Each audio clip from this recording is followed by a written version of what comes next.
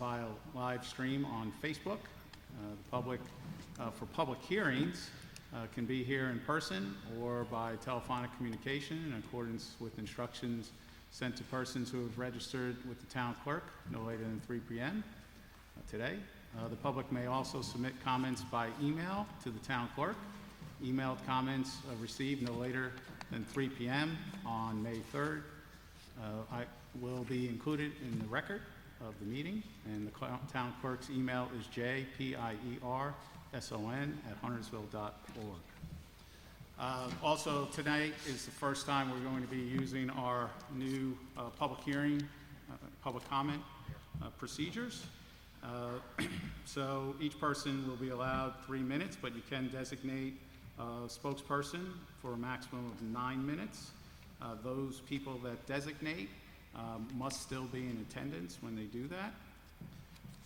The presenting or petitioners will be limited to 15 minutes, and that's pretty much it in a nutshell. I see there are a lot of people that have signed up for one particular public hearing, so just to give you a heads up, I'll cut that down to 2 minutes because we have a lot on our agenda tonight. 2 minutes for each person, or 9 minutes for somebody representing more than 3. We called the meeting to order, and we start our meetings with a moment of silence.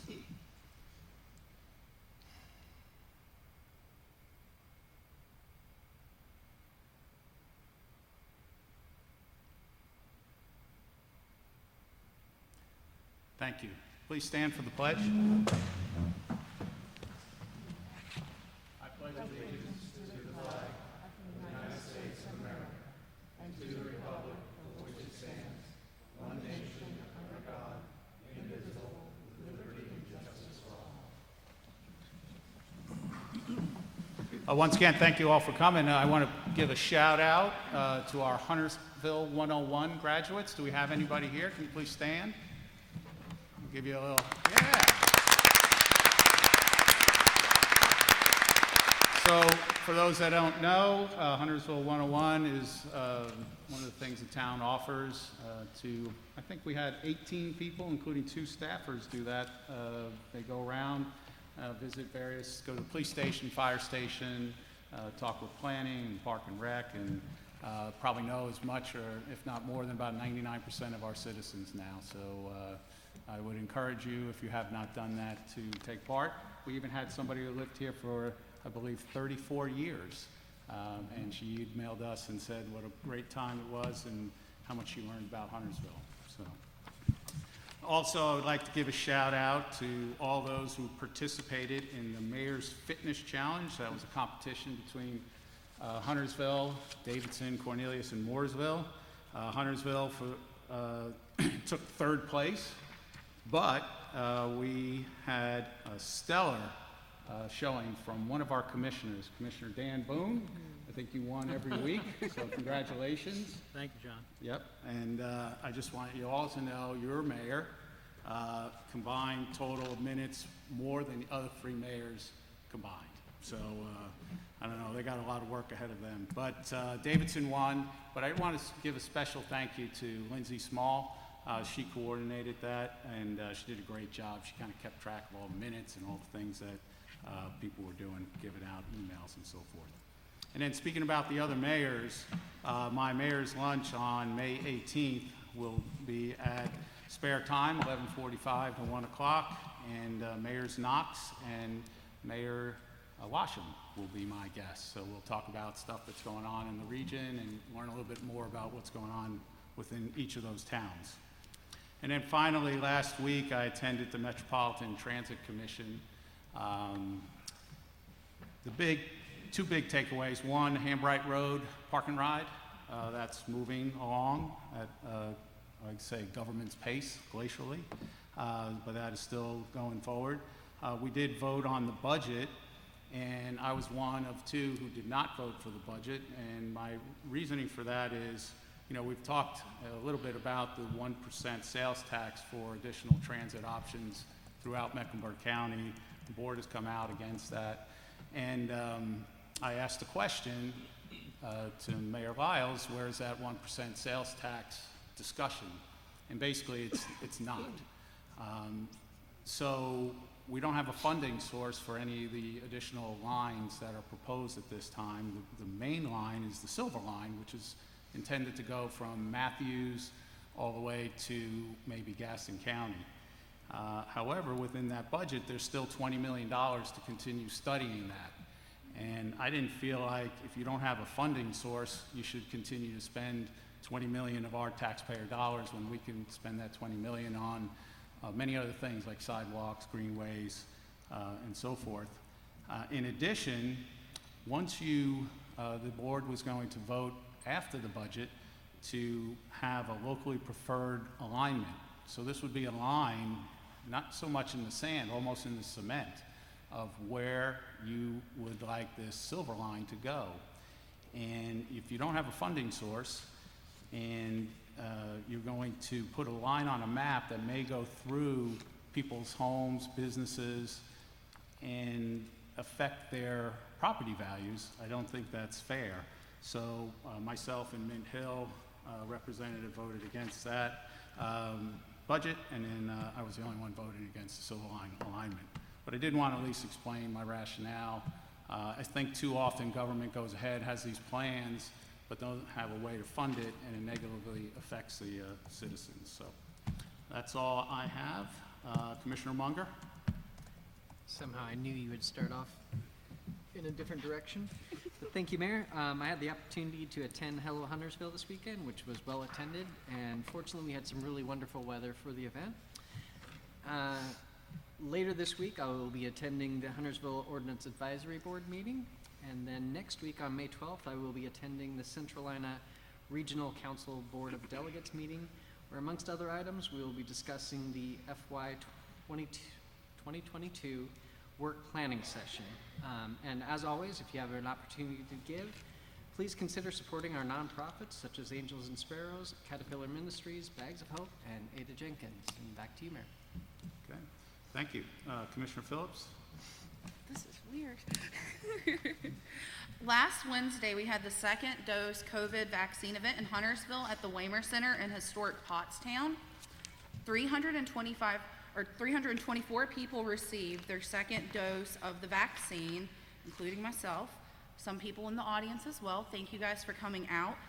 Also, at this time, we had 28 people utilize the in-home visits the county's doing for vaccines for those that are homebound. If you need someone to come out and provide your vaccine at home, you can go on the county's website, or if it's easier, just reach out to me and I'll connect you. And then on April 24th, I had the honor of speaking virtually with Unity and Community at their quarterly meeting. The topic was affordable housing in our communities, and I was the representative for Huntersville. I learned a great deal listening to Wayne Herron, Deputy Town Manager of Cornelius, and Eugene Bradley, Davidson's Housing and Equity Director, and what their towns are doing. In the future, I see a lot of potential to grow, even though we're doing well together, to see what we can do about affordable housing, not just in Huntersville, but in the Lake Norman community. And last but not least, I was offered and accepted a board position with Rural Hill, and I'm looking forward to seeing how I can help this historic piece of property keep up for future generations, and how we can grow as a community to preserve our history. And that's all I have. Okay, well, thank you. How are you feeling after your shot? I felt fine. My arm was a little sore. I even filmed my shot and put it on social media so other people could see it wasn't as bad off as, you know, the media likes to make stuff. So, Good. Yeah. All right, Commissioner Walsh. We ready, Bobby? So from Parks and Rec, got a little video here. Events started picking up here in Huntersville yesterday with the Hello Huntersville Arts and Music Festival at Veterans Park. It did attract a big crowd, and Brooks and Dixon were the band from Greenville, South Carolina. In fact, there were people camped out kind of before the stage, and kids running around, and it was just it was fun to see people back out. As you can see, they weren't required to wear masks, having a great time. Starting next Saturday and running through August, the Huntersville Growers Market will also be at Veterans Park from 8 a.m. to 12 p.m. And also next Saturday is the Cars carb and coffee event. Shop the market, enjoy coffee and breakfast as you stroll around checking out classic cars, trucks, rat rods, hot rods, muscle cars, and street rods, etc. From the Public Art Commission, they will be having their monthly meeting next Wednesday, May 12th, starting at 6:30 p.m., and that meeting will happen remotely, and of course, information can be found on our website if you'd like to participate. That's it, Mr. Mayor. Okay, thank you. Commissioner Bales? Caught me off guard. Thank you. First of all, I want to thank everybody for coming out tonight. Greatly appreciated. Wonderful to see people engaged in the process, and we thank you all for coming. Second, I want to say that during our pre-meeting, I did not wear my mask. There were just us sitting here. But now that you're here and you're joining us and you have to wear yours, I'm going to also be wearing mine when I'm just sitting here not speaking. Just letting you know that. In regards to my reports, our EDC projects, we have 40 projects happening in Lake Norman, and 27 of those are happening right here in Huntersville. And these are commercial projects, so we look forward to seeing new things happening in Huntersville as we continue to grow. And what a wonderful way to do that, by bringing new business to the area. Second, I'd like to share with you about the Education Collaborative.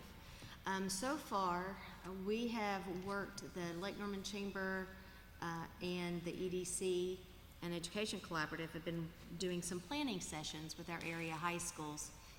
And we're working with, we've already done one with Hopewell. We did this past week. We did one with Huff. And we will also be doing one with North Meck in addition to our local charter schools in the future, planning next year's projects and how we can infuse workforce development opportunities and educate students on all the opportunities that exist in our region and in Huntersville for opportunities for education around, I'm losing my words tonight, opportunities for employment for when those students graduate. So whether or not they ultimately go on to get a 2-year certification through CP or go on to a 4-year college, making sure that they have the tools necessary to be successful as they set up their futures in their hometowns, which is always a goal. In addition to that, I want to take a second and I would like to thank all of Parks and Rec. Michael J. Cox, thank you and your staff for Hello Huntersville. It was such a wonderful time to see people out and about and engaging, and it was interesting the conversations that it inspired, right?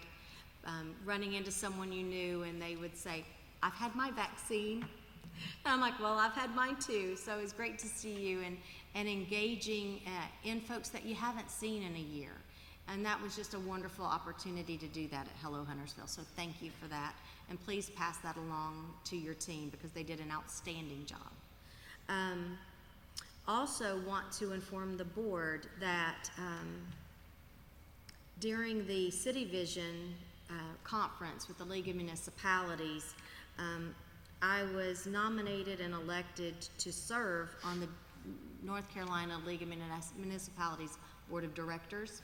So I will be representing District 8, and District 8 represents several counties in our region. So I look forward to doing that at the League. And hopefully we'll continue to advocate for things that are important to our community and to the Lake Norman region. And with that, Mr. Mayor, it is back to you. Okay, thank you. Commissioner Boone? Thank you, Mr. Mayor. I'd like to thank everyone for coming out tonight. From the Lake Norman Chamber of Commerce, Small Business Week will be celebrated by the Chamber on May 24th through the 28th. More details to follow. On May 5th of this week at 5:30, the Chamber will be holding a business mixer and after-hours networking event, and this will be hosted by Sam James's Funeral Home. From Public Safety, from the Huntersville Police Department, National Night Out is scheduled for Tuesday, August 3rd, at Veterans Park. Again, more details to follow. And Huntersville Citizens Police Academy will be held in this year of 2021, sometime in September or in October. If you've never taken this class, I'd highly recommend it. It's probably one of the most exciting things I've done since I retired. So finally, in July, the town board will be appointing 3 seats to the planning board and 4 seats to the Board of Adjustments. Those folks that just finished Huntersville 101, I'd like to ask you to please apply for those positions. The applications need to be received by the 31st of May, and you can get those applications on the town website. Again, I'd like to echo everybody's comments about Hello Huntersville. It was a great time. Park and Rec did a great job. Also, the Old Huntersville Historic Society had the old jail open during this event, and 75 people came by the old jail and signed the registry. One person came from as far as Rhode Island with his daughter. He was up in a soccer tournament at Wake Forest. He was flying out, and he's a history guy and concerned about the old jails and stuff, and he stopped by and said hello. Following that history report, in 1914, President Woodrow Wilson signed a bill designating the second Sunday in May as a legal holiday. It is to be called Mother's Day. I'd like to wish everybody a happy Mother's Day this Sunday. Mr. Mayor, that's my report. Okay, all right, thank you. Commissioner Hines? Well, thank you all for being here. I'll give you a CRTPO update. And CRTPO, which is Charlotte Regional Transportation Planning Organization, we use a lot of acronyms, and I don't remember any of them. So just want to give you kind of a quick update. We had our last meeting. I gave that update. Our next meeting is on May 19th. So what the Charlotte Regional Transportation Planning Organization does is a local MPO. The states have MPOs throughout the state. So when we talk about roads and we talk about priorities of those roads, the CRTPO is kind of the governing body about when money comes from the federal government down to the state, down to the MPO, then the CRTPO, the board, and even past boards, they prioritize what roads they want built first and those kind of things. In one of the president's last bills, there was a $1 billion grant program, and one of the things that we're trying to do as an MPO, which also means CRTPO, is we're trying to get some of that money. The state can get between $25 million and $100 million, and if we can get our hands on some of that, then we can help accelerate some of the road projects that were put on due to COVID. I'll give you this update since we have so many people in the audience, probably from the downtown area or definitely off Highway 73. So with COVID, COVID really hit NCDOT's bank account really, really hard. They have a cash floor policy, $365 million in the bank. Once you drop below that number, they have to cease all projects. I think it was March 13th or something like that, they hit that floor and they had to cease all projects. Projects such as Highway 73, such as a lot of the projects that we have on the books that are supposed to be built. Those of you on 73, like myself, we were going to be right-of-way acquisition in 2021, 2022, construction in 2023. Due to COVID and that, they stopped all work on that project, and they pushed back right-of-way acquisition in 24, 25, construction probably in 26 or 27. So what we're trying to do as a community, as a town, as your representative on CRTPO, any way that we can start seeing if we can get pots of money to help not on those state projects, but even local projects, start to accelerate some of those. That's some of the things we're working on. So there's a lot of pots of money out there. We're trying to see what we can do. But with Highway 73 being a state project, we don't have as much control over that as, say, Main Street project, which for those that live in the downtown area, we got the authorization to construct, and we're supposed to be starting that in a few months. So that will really help relieve a lot of the traffic downtown in Huntersville after we pull the Band-Aid off in a couple years of construction. So if you all have any other questions regarding transportation issues in your general area, feel free to reach out to me. My contact information is on the website.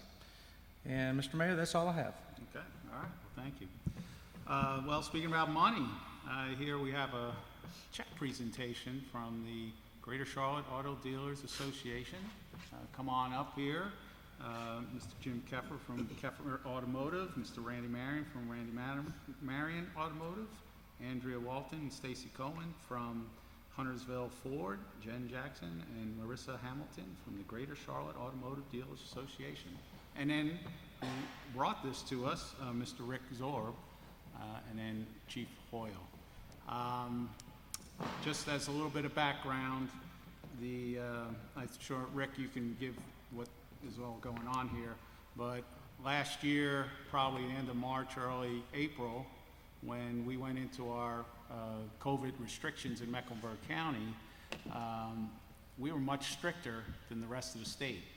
And our Mecklenburg County restriction said auto dealers weren't essential. I don't believe you think that, right? So myself and Mayor Washam and working with the Dealers Association, we got them to be deemed essential, even though we know all businesses were essential. So, Officer Zorb, you want to give us a background, what's going on with these funds and where we are? Sure. You hear me all right? Yeah, get a little right. closer. So we started this last year, maybe even 6 months before that, with donations from the Dealer Association. It is an emergency needs fund so that officers on duty can use these funds while on duty 24 hours a day, 7 days a week when they get calls for services of all sorts. So domestic violence calls, they can separate the parties, maybe put one with children up at a hotel. We've done food and water and shelter. I think that the chief was going to speak a little bit to some of the uses we've had out there, but it's been great. I think this is the third, we were talking earlier, the third donation that they've done through the Dealers Association that has funded this whole project. So, yeah, I want to correct one thing Officer Zorb said. This was his brainchild. He brought it to us, and he's been absolutely amazing. And you know, it comes from his frustration as a police officer. You'd be surprised some of the things these officers see when they go to calls. And he was very frustrated about, can't do this and can't do that. You know, how money gets segregated and we just can't go spend money like that. So we set up a fund that's regulated outside the police department, and the officers have access to it. I don't think our donors, I try to say this every time, just give you an update on a couple of cases, examples, because I don't think they realize how impactful this is. So what's really important about this is it's based on a calls for service usually. It's not like something somebody can apply for. It's when an officer goes out in the field, he sees something and he sees a need. He can go back and request money, and it can happen very quickly. So give you an example, we had a Latino family move in right before school started, single mom. She wound up in a couple days after moving here in the hospital with kids, no family, right before school. And we had some call generated that got us out there, got us aware of it, and the officers were able to go out and buy the kids some school clothes, make sure they had food when she got home, and things like that. We have had countless number of domestic violence situations where we utilize the funds to separate parties. We find a hotel room for one of the victims, when they get really heated, and the best thing to do is get them separated. Before it's routine for officers to say, you got anybody that can come get you? Now we can say, just come with us, we'll get you separated from it. So I could go on and on and on with examples. We keep a list, and we know it's amazing what we're able to do with this. And I'd just like to thank Officer Zorb, first of all, for coordinating all this for us and bringing the idea to us. And, of course, our donors, the Auto Association, has been so supportive. And without them, we just couldn't do it. And it's really a game changer for us. Thank you. Ms. Jackson, you want to say anything, or?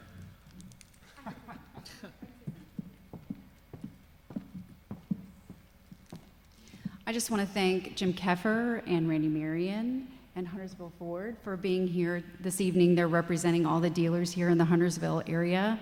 Thank you for having us.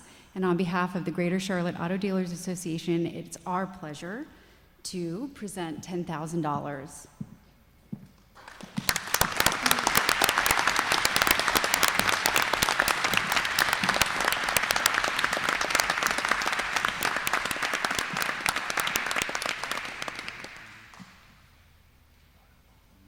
Wait, I have something for you, so you don't, now you know where you were today.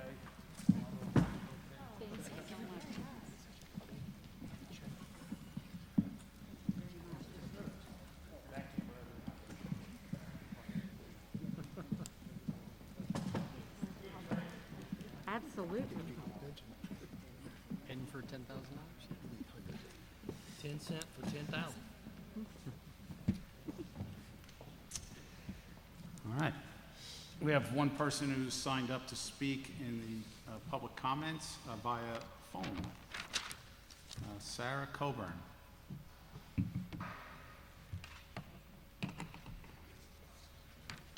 Is Miss Coburn there?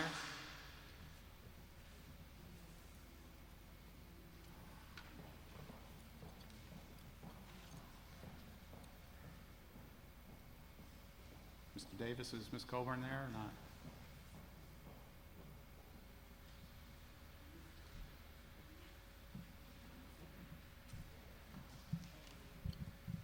Technology.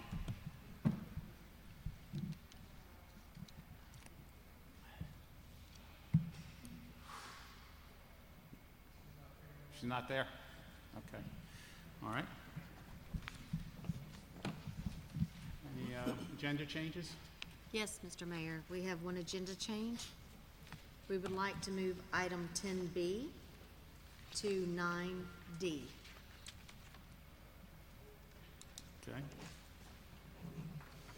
Any other? Have a motion, please? Mr. Mayor, I'd like to make a motion that we adopt the agenda as changed. Second. Okay. Any discussion? All those in favor? All right. We'll move on from that. Any planning board members here tonight? Step up and introduce yourselves.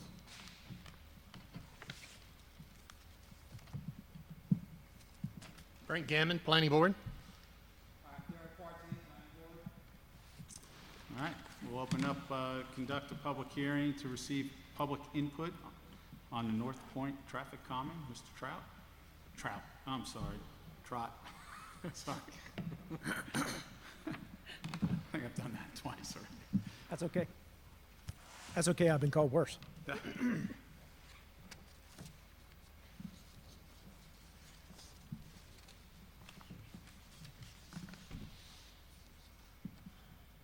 All right, good evening. So here tonight to talk a little bit about the traffic calming program and a request by the Lookout Point neighborhood for North Point Road. So we're going to talk about a little bit about the location, the process we're going through, the data so far, and a couple of potential physical solutions. So first off, where is North Point? North Point is on the north side of town, near the lake. A little more specifically, it's off of Terry Lane, north of Highway 73, which is to the east of Beatty's Ford Road and to the west of Catawba. This is the shot of North Point Road. As you can see, it's a unmarked local street in a neighborhood. And then another shot here, you can see it's from Google. You can see the Google truck there in the shadow, but again, just a local 2-lane unmarked street. So the HOA back in 2018 requested the study. And we put that in the queue, and then in early 2019 went out and took some speed data. Those data results showed that the 85th percentile speed was 34 miles per hour. What we're looking for when we collect the data is for a street that's posted 25 miles per hour is that 85th percentile, which is 85% of the vehicles are traveling that speed or less, is it 30 or lower? So if it's 30 or lower, then we say it looks good, no further action is needed at this time. In this case, it was 34 miles per hour, so it was above that threshold. So then it moves on to the next step. That next step being, we go out and put up the radar feedback signs, okay, that show people, let's make people aware of what's going on. We're seeing an issue, let's make people aware of what's going on. The police department's also been out there to do some enforcement. They go out there when they choose to do their part. We also ask that the neighborhood complete an awareness campaign. With that awareness campaign is unique to each neighborhood, but what we ask is documentation of 3 separate and different events or things that they do to get the word out. What we're trying to do is, let's get the word out, get people to slow down, and then hopefully that will resolve the issue. So over the next 18 to 24 months, the neighborhood completed those separate awareness campaign events. And then we went back and studied again. You know, did the awareness campaign and feedback signs and everything have a positive effect or not? What we found that, yes, it went down, but it was still over the threshold. And so the next step in the process is to come up with some physical solutions to help folks slow down, and then have a public hearing, which we're here tonight, to get some feedback from those residents. When the neighborhood does an awareness campaign, they're trying to reach out to everybody, but this is another way for folks to be able to voice their opinion on the project. So a couple of solutions that were developed are speed humps, and actually both of the options are speed hump options. The first option is a 4 speed hump option. Approximate spacing is about 500 feet. A second option is, again, speed humps, but at a little bit closer spacing. What we've seen is that when you have speed humps in that 300 to 500 foot range, that's kind of ideal. When you spread them out too far, people tend to speed up and then slow back down between the humps. So you've created a slower condition right at the speed hump, but you may not have really addressed the issue. And that's all I have. Can I answer any questions that you have? Commissioner Walsh? Mr. Trott, you may have said this, but when was the neighborhood awareness campaign done? That would have been done between the first study and the second study. So the first study was completed back in early 2019, and the second study was completed in very early 2021. So the neighborhood, sometime between that time frame, had to complete and provide documentation for 3 separate awareness campaign events. Okay, so we don't really know when it was done. And could you describe, if you know, what specifically the neighborhood did as a part of their awareness campaign? I think they put it in a newsletter that goes out to the community. They also provide documentation of call it social media, getting the word out. And I think they put up and purchased some signs to put out so that when people drive by, they can see to slow down. Thank you. Any other questions? Commissioner Hines? So for the 3 separate awareness campaigns, do you get copies of those campaigns along with? Yeah, we asked for documentation that was completed. Okay, so are there other ways other than a newsletter, documentation? You said documentation, some other documentation, or like signs? Yeah, social media. Social media. And then also they put up some signs. So we asked for documentation that they completed 3 separate and different ways to try to reach out to the community. It's kind of I guess the assumption in the policy is the HOA knows the best way to get in touch with the residents that are in their community. So we look for their direction in doing that. We just asked for documentation of 3 separate ways, 3 different and separate ways. So it wouldn't be posting 3 separate newsletters. That's the same way, even though it's 3 different times. We're looking for different ways that they're trying to reach out to the community. So once you get that documentation, you check that box, you move on to the next step in the process. That's correct. Thank you. Commissioner Bales? Has there been anyone that sign up to speak on this particular topic? Has there been anyone? Mm-hmm. Everyone. Just asking. I would like to, before I ask any more questions, I'd like to hear from the public. Commissioner Phillips? Yes. What was the thought process into only putting them on North Point and not the additional roads? North Point was the street that was studied and requested to be studied. So we focus on just the streets that are requested. Okay, and do you know how many homes are on North Point roughly? I don't know exactly how many are on there. It is as you can see from the picture, there's only one way in and one way out. I used to pet sit in there, I'm aware, yeah, I Okay. didn't know. Okay. Commissioner Munger? Yeah, you may or may not know this, but do you know if the HOA held a meeting specific to this topic? No, I don't know if they held a specific meeting just to this topic, or if they talked about it in other meetings, or anything else that they did outside of that. So just to piggyback off of that, newsletter, social media, signs, not necessarily a neighborhood meeting. Correct. Okay, thank you. But they may have talked about it at a neighborhood meeting. We just asked for 3 separate. They can do more. They could do 100 if they wanted to. Right. But we asked for documentation of 3. Okay. All right. If there are no other questions, Mr. Trott. I do want to acknowledge we did receive a few emails in the last 24 hours. You do have the ability to send additional emails that will be part of the record, but I did instruct and speak with the town clerk, and they'll be included in the minutes. Pamela Stanford, Judy and Sean Beatty, Ray Renshaw, Kathy and Harry Schrader, and Carrie Roop. So now we'll go into our public comments on this. And I'm going to call up Mike Kritzenberg, and he has Annette Duggan. Are you here, Miss Duggan? Okay. And Judy Beatty. Okay. So you actually have 9 minutes. Everybody else, you're going to get 2 minutes. Okay. Okay, thank you. It's Mike Kreitzberg. I represent, I guess, the majority of the homeowners in our HOA association. I'm not on the board. But when we determined, I guess in the last couple of weeks, that this was coming before the town board, we kind of all got together and met in smaller groups.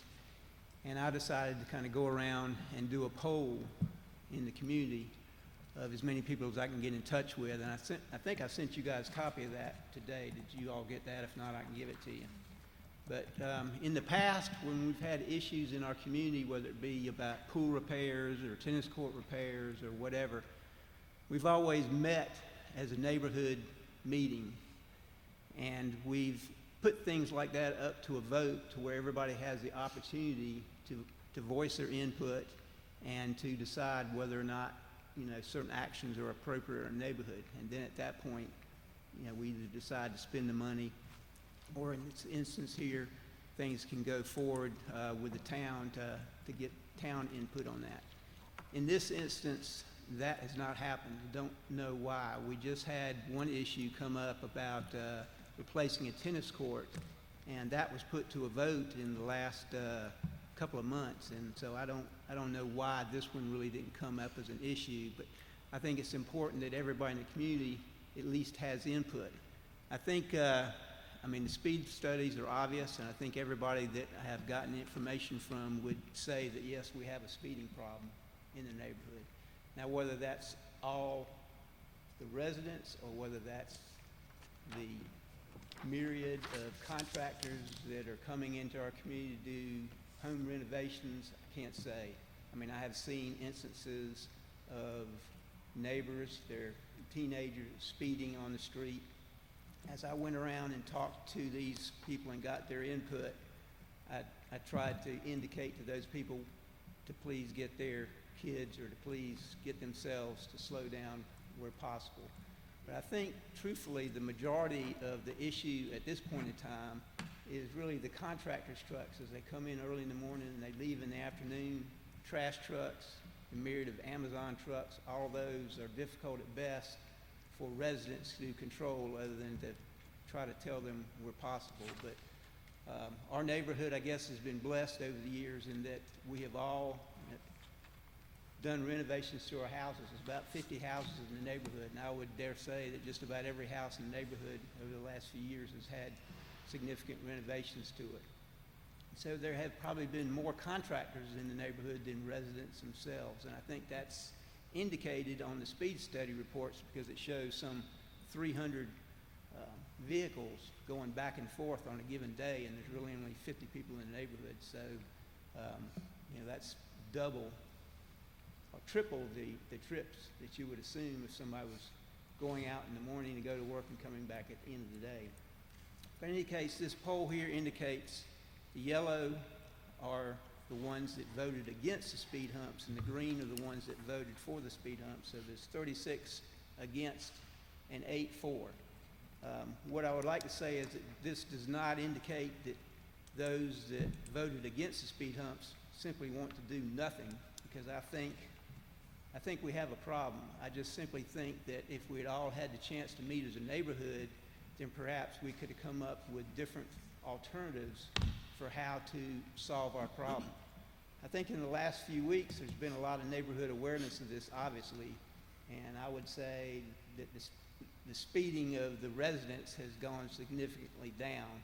And I can't, again, speak for all the contractors, but I think everybody is now aware. But as to whether that would last for another 2 or 3 years if nothing was done, I can't say. So I think what we would all like to do is give ourselves the opportunity to meet as a neighborhood, discuss this, come up with alternatives, and then come back to you guys at some point in time and seek your help if some of these things could be better installed by the town versus us.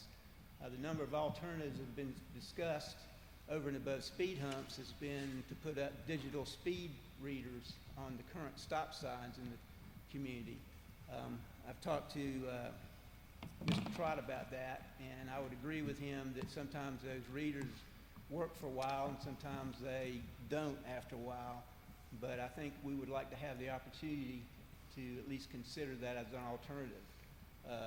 Other solutions that people have mentioned are putting 3-way stop signs at Weatherly and Leeward, which are the 2 spur roads that come off of North Point. That could be done in lieu of the speed humps and would certainly divide the segments of roads into 3 smaller sections, which I think would slow down traffic as well. There could be several other options in addition to that if we could all have the chance. The thing that I would say is that from a speed hump issue, if there's a place where we're really needing those, it's not necessarily on North Point, it's on the blind curve there on Terry Lane. There's trees that block that curve, and there have been a number of instances, I think, where people have swung wide as they're going in each direction on that and almost had collisions. So that's a very difficult area at best. Obviously, we have issues getting out of Terry Lane onto 73, but I don't think that's going to be decided anytime in the near future. I understand there's going to be a median put, and then there'll be restricting left turns, so that's in the years to come. But what I would like to do is try to solve issues for the entire area, not just North Point Road, but also for Terry Lane as well, because I think that is clearly a dangerous area there, and maybe a speed hump on either side of the curve would help there. But I think what I'm simply asking for is just give us the opportunity to meet as a neighborhood, come up with alternatives, come up with some discussion, try to come up with some kind of a group decision on what to do, realizing that we simply can't do nothing. We got to do something. We have to do something, because the last thing anybody in our neighborhood wants is for children to get hurt. And in the last few years, there have been a number of families that have moved into our neighborhood that do have small kids, and I think they are walked from their houses down to the pool and to the common area to use that. So the last thing we want to do is to get them hurt. But I think with walking kids on a road like this, there's a certain amount of responsibility that goes along with that. I know when I was a kid growing up in my neighborhood, we all played out in the street, and you learned really fast, who was the king of the road. It wasn't the public, it was the cars. And so I think that there needs to be some responsibility on the homeowner's part when they have kids out in the road, that they, one, be supervised that they be kept in kind of a small group as they're moving back and forth, and that they learn to watch out for cars. That's probably one of the most important things to learn as a kid, to watch out for cars. So with that, I'll simply say if you have any questions for me, I can answer those. If not, we can let others that want to speak on this issue get up here. Thank you. Okay? All right, our next speaker is Mr. Bruce Anderson, and after him will be Andrew James. Good evening, Mr. Anderson. Please state your name and address. You have 2 minutes. Bruce Anderson, 16125 Weatherly Way. Traffic calming is best applied at the time of road construction. Later, the application of Band-Aids can fall badly short. Witness the experience of the town on Ransom Road. Installation of speed bumps resulted in the creation of short drag strips between the bumps. The predictable result, removal of the speed bumps. Note that both sections of North Point Road are about 1,500 feet long between the intersections. That meets the current Huntersville standard for street design for large lot subdivisions. The supposed traffic calming devices seem to be centered around the curve, which is also a natural calming design. Most of us in the neighborhood drive at a reasonable speed when the road is clear, and slow way down when there's pedestrian traffic and dogs in the road. Of course, as has been pointed out, there are outsiders and a few neighbors who speed. If that justifies a review, this decision should be based on input from the residents, not a small minority. If you want to make our community safer, you should know that the most dangerous time is on garbage pickup day. Many residents place their bins in the traffic lanes, and then of course the bins are dropped in the traffic lanes. That causes drivers to be distracted, to drive on the wrong side of the road, increasing risk to pedestrians, bicyclists, and other drivers. You alone can reduce this risk to lives by an ordinance requiring bins to be placed off the road. The next most dangerous practice, as the previous speaker mentioned, is parking in the blind curve on Terry Lane. I have heard that a car recently hit one of the trailers there. Your officers are nice. They just ask them to move. But that does not deter the practice. Thank you. Thank you. Mr. James, and up next, Ray Renshaw. Good evening, Mr. James. Please state your name and address. You have 2 minutes. Andrew James, 16225 Leeward Lane. Thank you to the commission and to town staff and Mr. Trott for your time. So I'm here to talk about my firsthand experience and then about some other relevant data that may not be on the page in front of you. My wife and I support traffic calming devices as a matter of safety for our kids. It's nobody's first choice. You're sure going to hear that tonight. But after many years, nothing else has worked. We've put out physical signs. I personally did on North Point Road. We had radar out. Police patrols have been out there.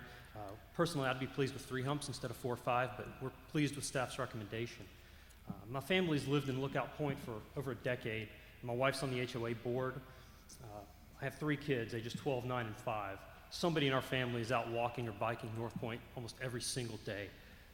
I can attest to countless firsthand experiences shepherding my kids over into somebody's yard when a car comes by and passes within 10 feet of us going 30 miles an hour. It's nerve-wracking, wondering every time if the driver sees you. We've heard plenty of challenges on social media to our parenting. It's because of watchful parenting and the grace of God that there hasn't been a catastrophe yet. Some pertinent facts: Lookout Point's a classic pedestrian neighborhood. There's no sidewalks anywhere, so everybody uses the road. Every neighborhood amenity, pool, common area, lakefront dock, basketball, tennis court, it's all on North Point Road, so it's going to get used. It's not an option not to walk there. Just a quick stat from Mecklenburg's Polaris I checked this afternoon. The traffic study that the town did had 2 data points. 1804, the worst of the 2. Within 600 feet of that traffic point is 5 households that have a combined 12 kids that are young or medium age, and 7 dogs that I see out walking regularly. So, and you'll hear from 3 of those households tonight. So it's a salient issue for me and my family and my neighbors. I respectfully ask you to approve some of the proposed speeding devices. Thank you. Thank you. Mr. Ray Renshaw, and then after that, Carrie Root.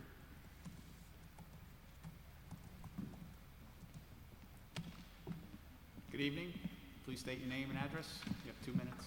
Yeah, thank you for the opportunity to speak here today. Ray Renshaw, I live on 16023 North Point Road. I've lived there for 22 years. My wife and I, at the time when we bought the house, we were just engaged, and we've had 3 kids. 2 now are in college, and 1's still at the house. So I've lived right smack dab in the middle of where they're proposing these speed bumps for 22 years. Never once have we had an accident, an incident, or anything of that sort. No bike has been hit, no child, no dog. Just an occasional squirrel now and then, the poor little guys, and I make sure I give them a proper burial. But so raising the kids there, never did I feel threatened while I taught them how to ride the bike on the street. Every time a car went by us, they were respectful and moved along and slowed down. As Mike had mentioned, when no one's on the road, people do tend to speed a little bit. Now, that doesn't mean I didn't witness speeding on the street, and I'm a big advocate for slowing down and abiding by the law. I've been out blowing leaves and a car goes whizzing by me. I'll put my blower down. I'll walk up to the house wherever the individual that's working there or the homeowner, and I'll have a discussion with them and say, listen, you do not want to kill somebody on this street. I've had a slight altercation with one of the neighbors, and since then I've seen him drive by just about every day, 25 miles an hour. He waves to me, we're friends. So each time that I've witnessed it, I personally made it my point to go speak with them, and over time, over the last 22 years, it has improved. If you listen to the study that was done, there were 2 sensors put down, one in February of 19, or excuse me, 2 of them in February 19 and 2 of them in March of this year.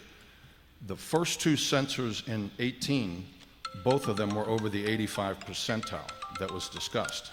This year, only one of them beat the 85%, and the other one was over by 2 miles an hour. So what does this say? We've made big improvements as a community.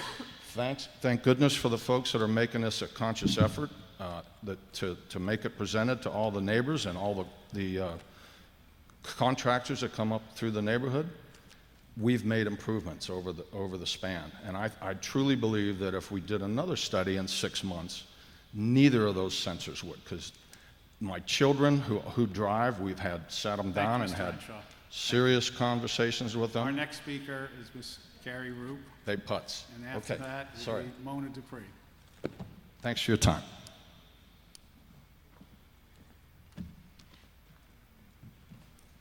Good evening. Please state your name and address, and you have 2 minutes. My name is Carrie Roop. I live at 16241 Leeward Lane. I want to thank you all for letting me come and speak to you tonight. Thank you for caring enough about our safety to be here. And again, thank you for the studies that were conducted in March of 2019 and 2021. As Mike said, we do have a significant issue, and these studies reflected it. As a mother of 2 young children who lives at the corner of North Point and Leeward, I'm very much in favor of these speed calming devices. As you can see, there are those that oppose these measures. Please consider when making your decision that many of those who oppose these humps and these speed monitoring devices are not routinely affected by the speeding that occurs through our community. Their homes are further off the road. They're further back of the neighborhood and do not intercept every single incoming vehicle through our streets. There are 2 blind turns, 2 blind hills that create visual distractions and visual challenges for pedestrians. We have already had 1 pedestrian who's fatally killed on Terry Lane, and I do not think it prudent that given these results, we wait for another incident like this to occur to make a change. I would like to say it's only contractors and drivers and delivery drivers who break the speed limit, but unfortunately that's not the case. I've personally tried to kindly chat with homeowners about their reckless speed habits, and I was told that speeding was a bad habit. My colleague, my friend, was actually told by someone who was driving a car that she should wear brighter clothing if she didn't want to get hit. My family has lived in this neighborhood since 1986, and this has been an ongoing issue on North Point Road. Specifically, my aunt and late uncle have both had to confront speeders over many years, and clearly taking matters in our own hands is not working. The police have gotten involved, and in their speed tracking trailers, the reports showed 35 violatable offenses in 2 months, with a top speed of 76 miles per hour by a motorist in that report that was reflected in a 2-month time span. Things aren't getting better, they're getting worse. I've witnessed neighbors driving past that sign at 42 miles per hour and did not even attempt to brake or slow down. Many say that this was presented to them in the last few weeks. This is untrue. I have before you a packet that will show the reports as well as the meetings that were held in 2019 to actually address these issues after the first study was conducted. This argument is being made that the speed humps would be an eyesore, but I don't know of any other physical viable solution. Every high-end neighborhood around our area has some type of pedestrian vehicle, such as a sidewalk speed hump or a median calming speed device. We do not have those in Lookout Point. We only have our streets. As a mother who's at the end of her rope of options, I beg of you to please make a difference. Please make a change for the better to help protect the integrity and safety of our community. At this point, I cannot imagine that doing nothing is a solution. The only thing I can see from doing nothing would be utter liability and negligence on behalf of our city. Thank you for your efforts to make our community safer and for hosting these studies. I hope you will take in consideration my voice, your own data, and the results of these studies as you look towards making a decision on June 7th. The fact that 5 speed humps is being recommended by the city's engineer should tell you something about the significance of this problem, and it should not be ignored. In the back of your packet, I also have a suggested kind of middle ground option as well. Thank you for your time.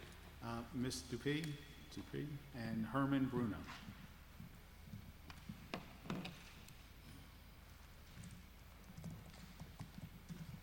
Please state your name and address. You have 2 minutes. Mona Depew, 16216 North Point Road. Is that better? Yes. I'm here to speak on behalf of not having speed bumps in the neighborhood, and I also agree with Mike in the beginning that we should evaluate what is there and what could be a better solution.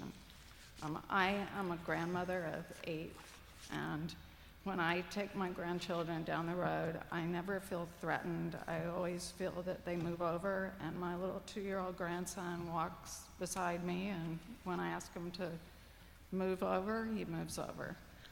I sent you a letter to tell you that I was also concerned about first responder and the time that it takes for them to get down the street over 5 speed bumps when they're in a large fire truck.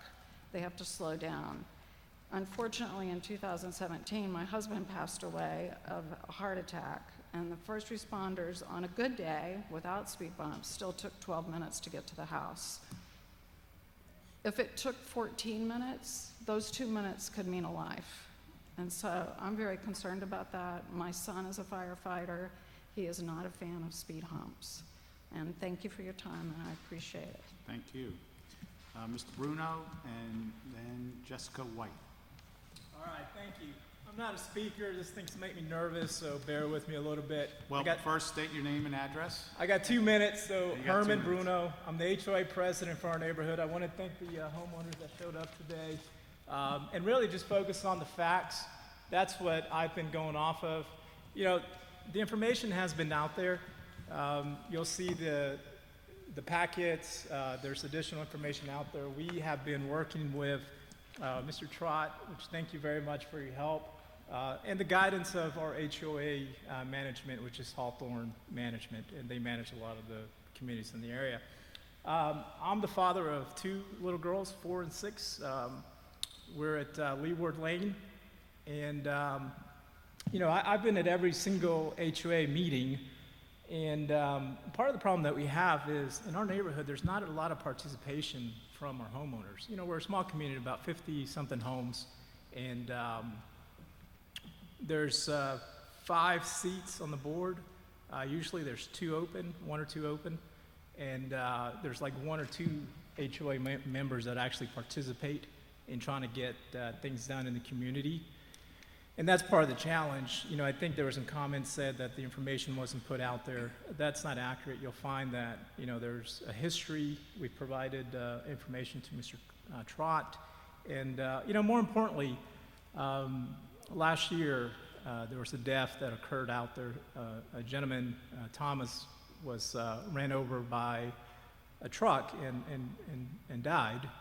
And, he was out for a walk, and it was just a very unfortunate. I met his wife earlier this week, and I just don't want that to ever happen again.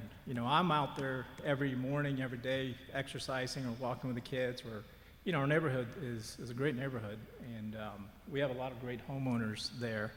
And so I don't want their families to ever have to go through what Mr. Thomas's family is going through. So I think we need to look at the facts and the fact that we have a problem. I vote for some type of speed hump. Thank you.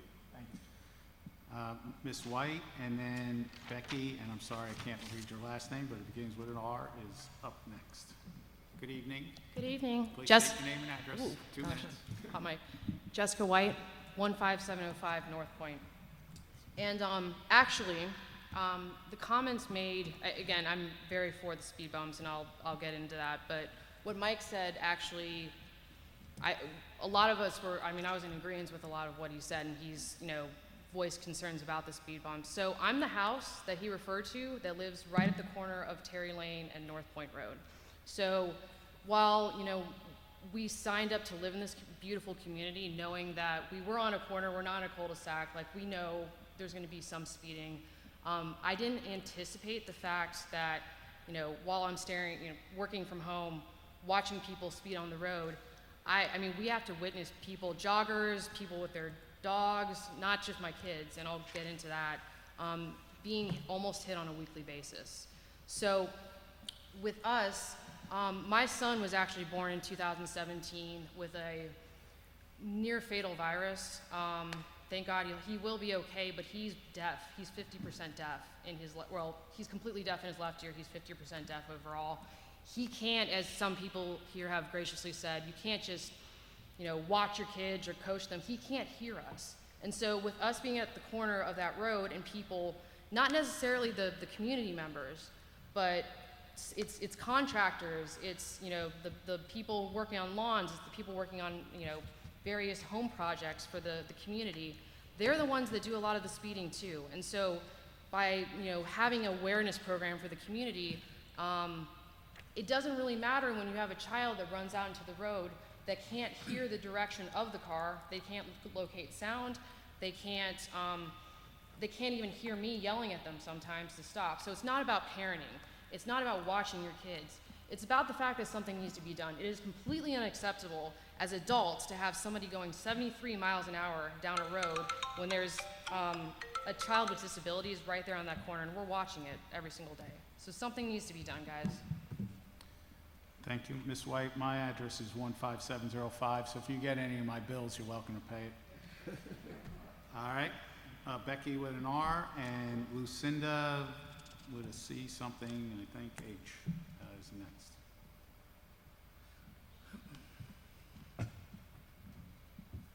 Hi, I'm Becky with an R, Rendelick, and I live at 15818 North Point, and I have a unique perspective of having my kitchen window face the main, strip of North Point, the biggest, longest stretch. And I agree with everybody, there are some speeders, there are some things that need to change, but I do notice that I think a lot of it is people, we all need to have a healthy respect of each other.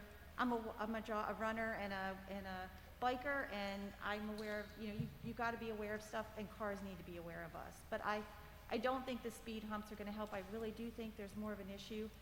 If we could do something about Terry Lane, maybe Terry Lane coming into North Point, or maybe something down the road to kind of a couple stop signs in between places, I think that would help immensely. But I do believe that Terry Lane at the corner of North Point is a huge issue and a very dangerous issue for pretty much everybody. There's a lot of trees that cover the signs, and it is a blind curve. But that's what I have to say. So thank you. Well, thank you.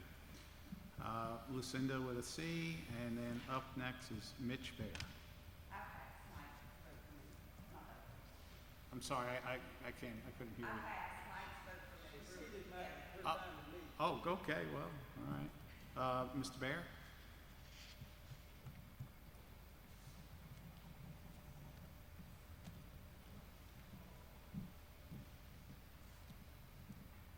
evening. Please state your name and address. You have 2 minutes. Yes, hello, my name is Mitch Bear. I live at 16224 Leeward Lane. I do serve on the board, and it has been an issue that has been brought up from people that live in the neighborhood and also those that live outside of the neighborhood, because we are public streets. We do not have sidewalks on Terry Lane or in through North Point proper. So I think some people have gotten the impression that we were trying to railroad this process. I came in to the board in the middle of the process because it was started back in 2018. This is basically, from my standpoint, to get some information and proof from the town of what kind of speeding issues are going on, and obviously there are some. I don't think it's anybody's intention to create hostility between those for and against, but to come up with a solution that where we can come to compromise and live, happily as neighbors. Perhaps the thing to do is, as opposed to 4 to 5 speed bumps in a 1,600-foot strip, is maybe to sit down with traffic and figure out maybe there's a hybrid solution. Perhaps maybe we do 1 or 2 speed bumps strategically placed somewhere at this bend in the road, where basically North Point is like a roller coaster. You start from the entrance to the neighborhood, it goes straight down, and then it goes up North Point. So when you're coming down North Point, you come back down the railroad and back up like a roller coaster again. I know the police, or through the traffic department, they did put out the radar speed signs. I did notice out walking that people, once they saw that and they got feedback, they did slow down. But that may not be 100% all the time, so that's maybe 1 speed bump down there would be necessary. But I'm just trying to find a way there's a solution that we can come together and figure this out effectively without hostilities, because we don't need to have tension and animosity against neighbors, for the rest of their occupancy in their homes. So thank you for your time. All right, thank you. All right, I believe there's nobody else that has signed up to speak. All right, any questions of staff at this time? No? Commissioner Hines? Yeah, can I ask Mr. Trott a question?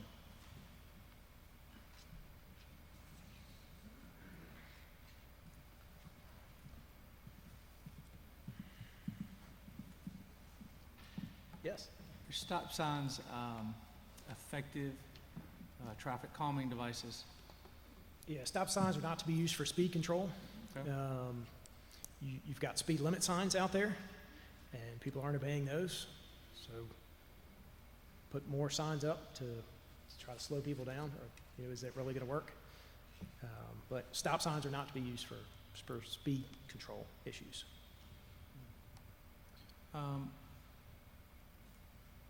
We heard the last gentleman speak about finding a consensus among the neighborhood. Are there other creative options that you're aware of at this point, or you think these recommendations of the 2 options are the best at this point? We've had a lot of success with speed humps.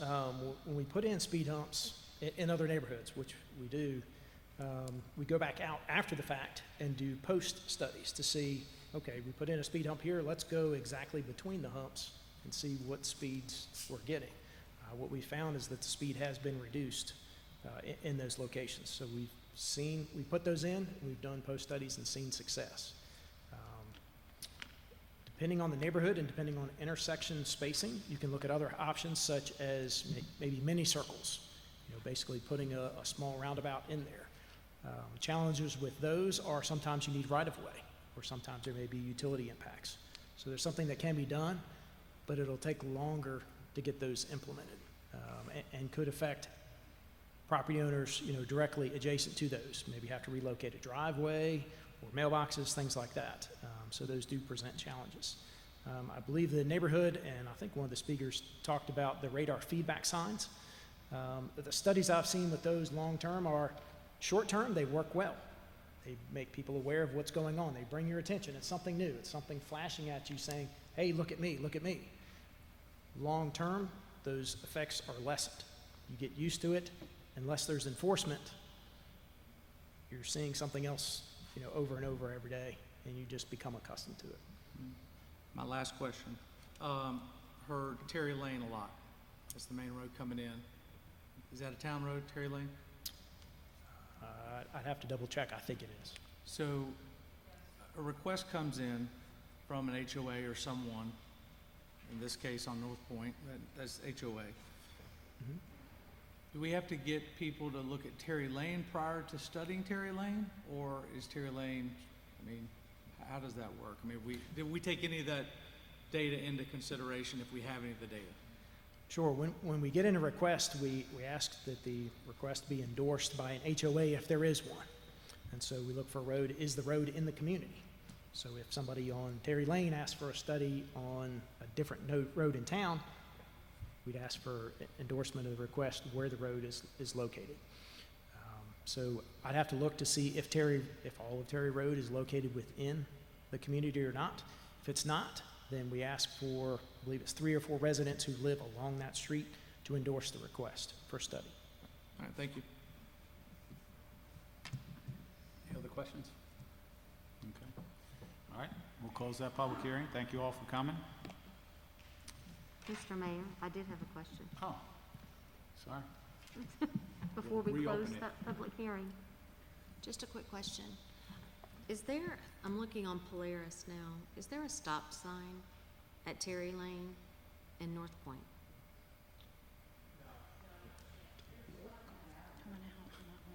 Look back. I'll pull up a map here, and Right there.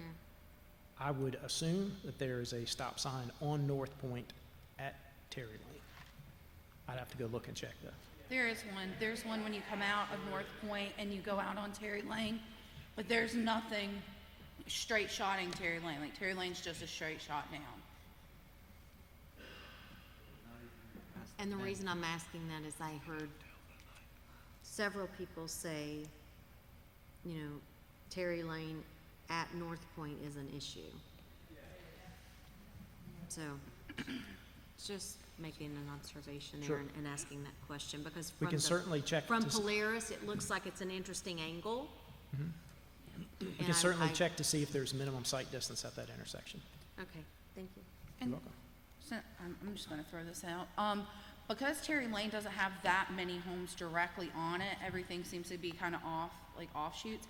Would like Pine need to have their input into potentially doing something on Terry Lane, or would it just be Terry Lane? Because I'm like trying to think, it's a very small amount of people that live on there technically. Yeah, the policy looks for, again, it's either 3 or 4 residents who live directly on the street if there is no HOA. If there is a street that has an HOA, we look for that HOA endorsement of the request. Again, looking for that community to say, yes, we want to look at this and go through the process. So did we reopen the public hearing? Yeah. Because I guess my question is, I heard from numerous residents, they want to get together with the whole community. So is it better at this point for us to continue the public hearing, to a period of time in the future, instead of it going to the planning board at the end of this month, or not? Well, what I was gonna suggest, first of all. This doesn't go to the planning board. Yeah, I don't know if- Okay. Just say, What at I a was future meeting. Going to suggest when I close the public hearing, was that if the HOA sets up a meeting between now and whenever the decision was going to be made, I believe staff would be willing to go there and potentially work out some type of compromise, if there's a compromise to be made. So, in the meantime, we would close this public hearing, and then if the HOA comes back to us and says, can you look at something else or not do something, or it'll go to a vote in June. Look, then can I ask that we make sure that we look at that intersection prior to that meeting, I so think that we that's know? all part of what Okay, just potential making meeting sure. would be like. If there's a sight distance issue, we need to take care of it. What I've been sitting here listening to both sides of this argument and this debate. I think the best thing that's come out of this whole thing is I think you've kind of grown better as a neighborhood in the last 30 minutes. And I thank the president of the HOA. Thank you very much for your service.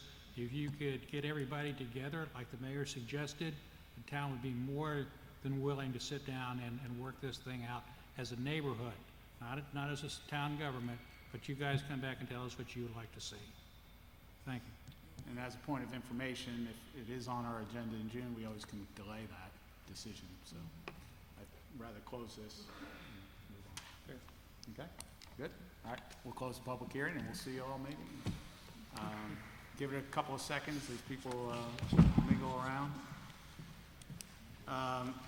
Our next item on the agenda is to open up a public hearing on petition R20-05, a request by Vermillion Anchor Mill Village, LLC, and Vermillion Village, LLC, to modify the approved conditional district, R16-12, that includes a mix of 400 units, apartments, and townhomes, and 165,000 square feet of non-residential to Town Center Conditional District for 292 apartments, 49 townhomes, and a minimum of 70,000 square feet of non-residential on 30 acres generally located at 404 North Church Street.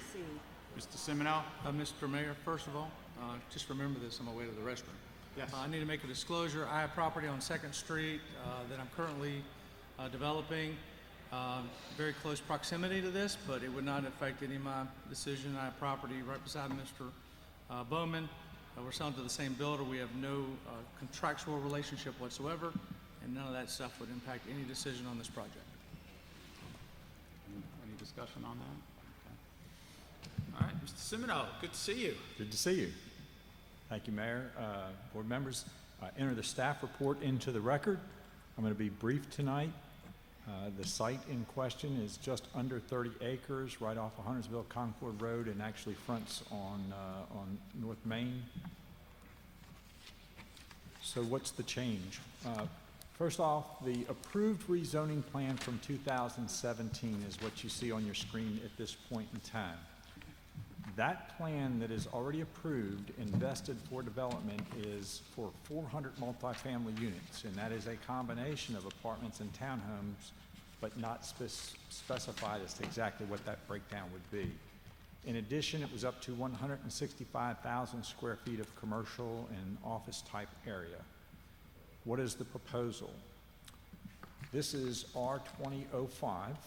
I will point out that you may recall in early January there was a request to make a change, and at that time the developer proposed 22,000 square feet and about the same number of residential, and that was not well received by the public or the town board, so the developer modified the plan.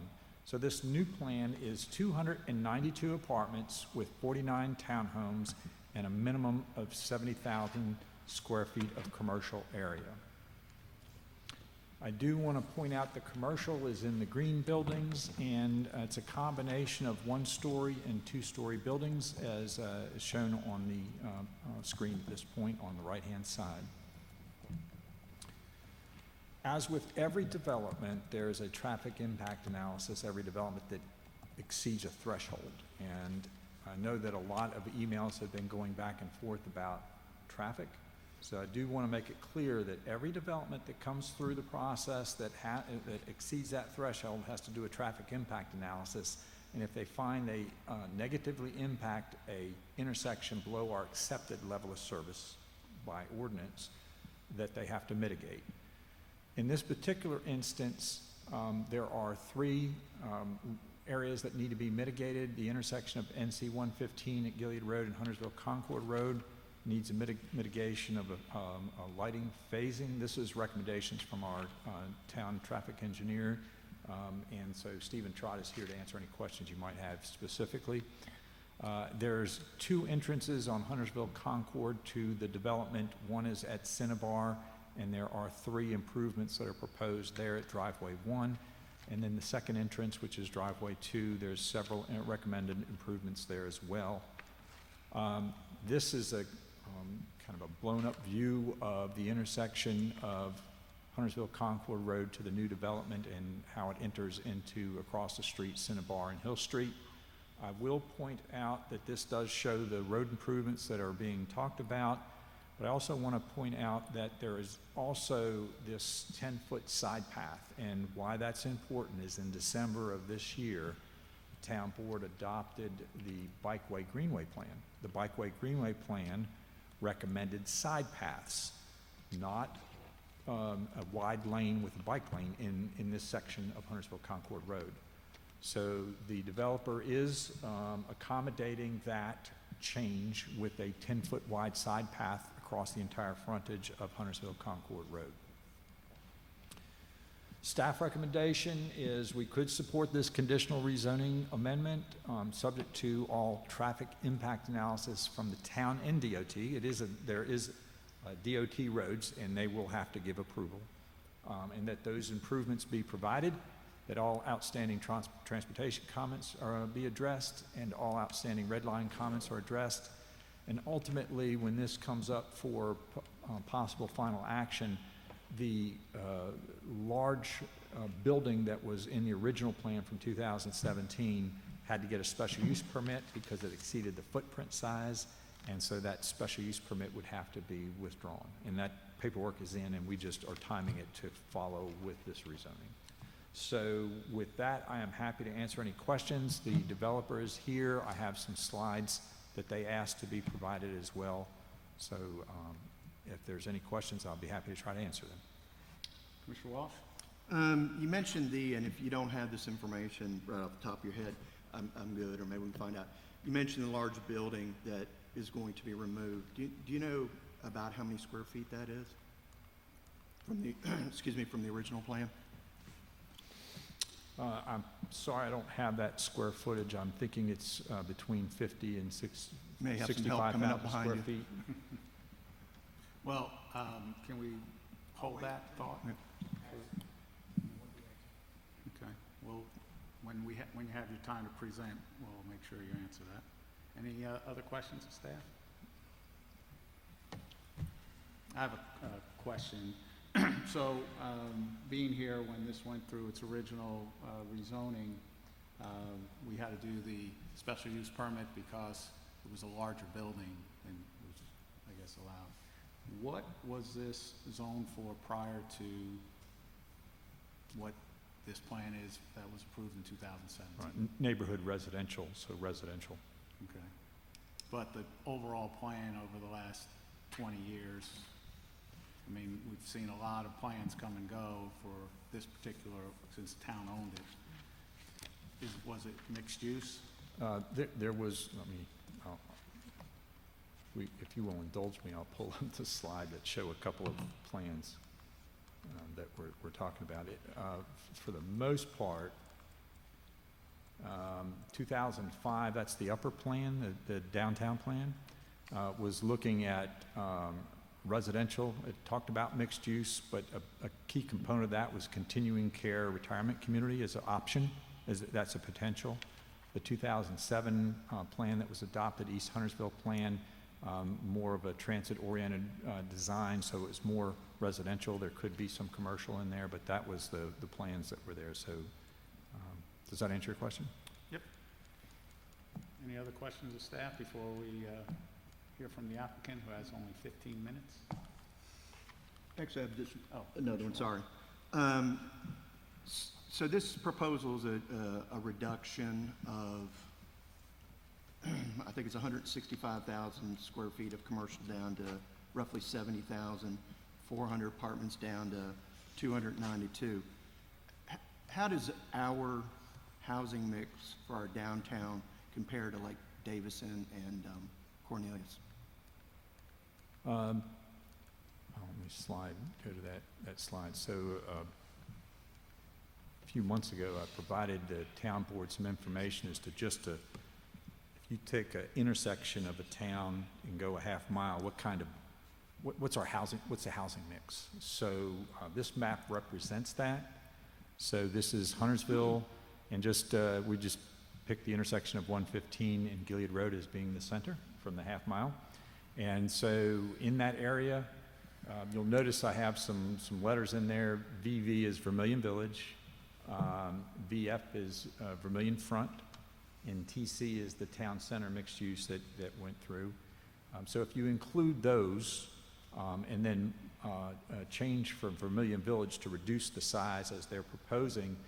There would be 505 single-family houses in that half mile, 301 condominium townhomes, and 490 apartments. Again, that's with the proposed request that's before you. So if you look at Cornelius and Davidson, that half mile spacing from the key intersection, there's 661 single family in Cornelius, 478 condo and townhomes. I wrote proposal because there's an ongoing proposal before the downtown, for the downtown in Cornelius, and they just amended their comprehensive plan to allow more density in their downtown. So that's 528 if that gets approved. And then today there's 548 apartments built and approved. And with the proposal that would go up to 946, so you can kind of compare to Huntersville. In Davidson there's 595 single family. So of the single family, Huntersville is the least number of single family in that half mile radius. 81 condos, townhomes, 36 apartments. So they have much fewer condos and much fewer apartments, but they also have this, the Davidson school, Davidson College, and that is 1,841 students plus your staff, and 95% of the students live on campus, so that's kind of a wild card. But just to give you a sense of where we are to our neighbors, it's not to say one's right or one's wrong, it's just that's answering your question. Thank you. Commissioner Munger? Yeah, don't go back to that one quick. I just had questions about that particular. So for the Huntersville including approved, does that mean for the Vermillion Village numbers, it includes the previously approved plan, or is it with this new plan? This is the new plan. So the number of apartments is 491, and that represents the current plan that they have. Because remember, the plan that's approved today is 400, sure, but it's a combination of apartments and townhomes, and it's not specified as to what is what. I just wanted clarification on that number. Thanks. Okay. Any questions of staff this time? No? Mr. Bowman? Yeah, can you just put up the comparison one? Mr. Bowman, you have 15 minutes. You don't have to take it all. No, I won't. Nate Bowman, 205 South Church Street. Jack did a great job explaining most of these changes, which were a result of the public hearing in January. I just want to add a few things. Can you put up the buildings again? I mean, the comparison? Current plan, yeah. Originally, the original supermarket we had, in case we hit a home run, was 76,000 square feet. And that's the biggest Harris Teeter or Kroger builds. And of course, we never got that and went down to 46,000. And if you total up all what's in red, that's showing about 90,000 square foot of commercial, which is really what we expected to get if we got the grocery store. But we did throw in the kitchen sink in that rezoning in case we were wildly successful. But unfortunately, we were wildly unsuccessful. So in the plan you see here, the major changes is the anchor, which was going to be the grocery store. We had to move our commercial out to the road. The whole theory about the anchor and the grocery store in the center was that would pull the traffic in, and that would help the retail. With no grocery store, we had to move it to the outside where the traffic count is the heaviest. And we did leave the brewery restaurant site over next to where the tower is, the water tower, because that's just a perfect place to have an amenity for that restaurant, hopefully / brewery.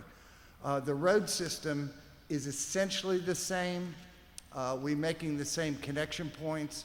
We did change Church Street a little bit. The roundabout was not needed up near Delwood, but most of the connections are in the same location, providing great access to and from, and I think it's 5, 6 different directions, 6 different roads. The buildings, again, that we're showing, the one-story buildings are planning to be retail. We're going to try to go after a small market. The best one you could probably visualize in our area is Reed's, but we've been searching for some other ones. It's about an 11,000 square foot market. The two-story buildings there will probably be office on the top, obviously, and retail on the first floor. And again, it's 70,000 square feet. That's a reach. That's going to be a lot of effort.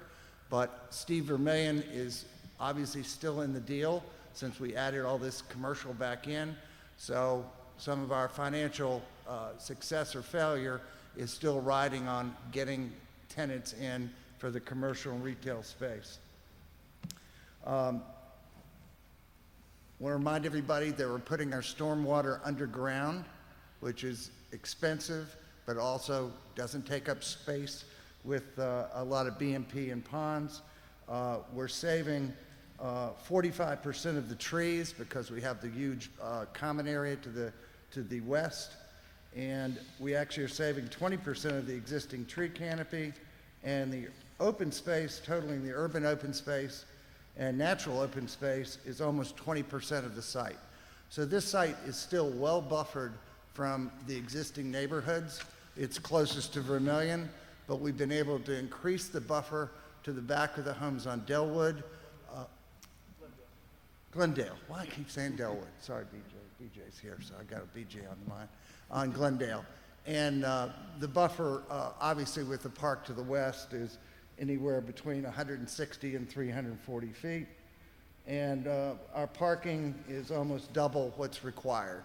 So those are just some nuts and bolts of it, and I'm here to answer any questions that you might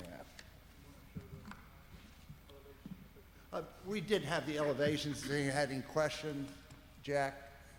This is of some of the units. Our apartment developer is out of San Antonio, Texas, built in a lot of neighborhoods like Huntersville, more suburban locations. This is the latest rendering that we have, and we've had this vetted by the planning staff. And these are some examples of what they've done around the country.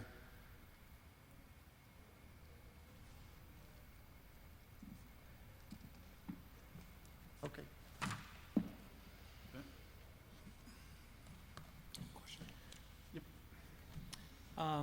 So with the commercial, do you know if Mr. Vermillion has any prospects or any signed leases at this point? Or is everything... We're not putting the cart before the horse this time. We tried for 5 years. So once this is approved, it would be a year before we would even get, probably a year and a half before the pads would even be on the ground. So we are taking suggestions from any resident who's been emailing me, anywhere from Mass General Store to General Dollar. We want a little more upscale. One of our commissioners even emailed me a store up in Mooresville. So we are actively scouting and following leads, but it's a little too early to get anybody who would sign up for something that hasn't been approved yet. Sure. If this project were to be approved and you go in and do your development, do you plan on developing these pads and doing spec buildings at the same time? We plan on developing the entire neighborhood at once. Whether we put up a spec building or not has not been determined yet. But all the pads, all the parking will be in. Okay. So somebody won't have to guess and say, oh, well, here's the apartments, here's the townhomes, what's these weeds over here? No, we can't have that with the apartment developer. Everything will be in, the infrastructure, the parking lots, everything. Okay. That's all I have for now. Thank you. Commissioner Walsh? I was just trying to do the math on the grocery store being removed. So if the new number is 70,000 square feet, less the grocery store, how much commercial is actually going down? That makes sense? Yeah, I'm a little lost. So if you do the side by side,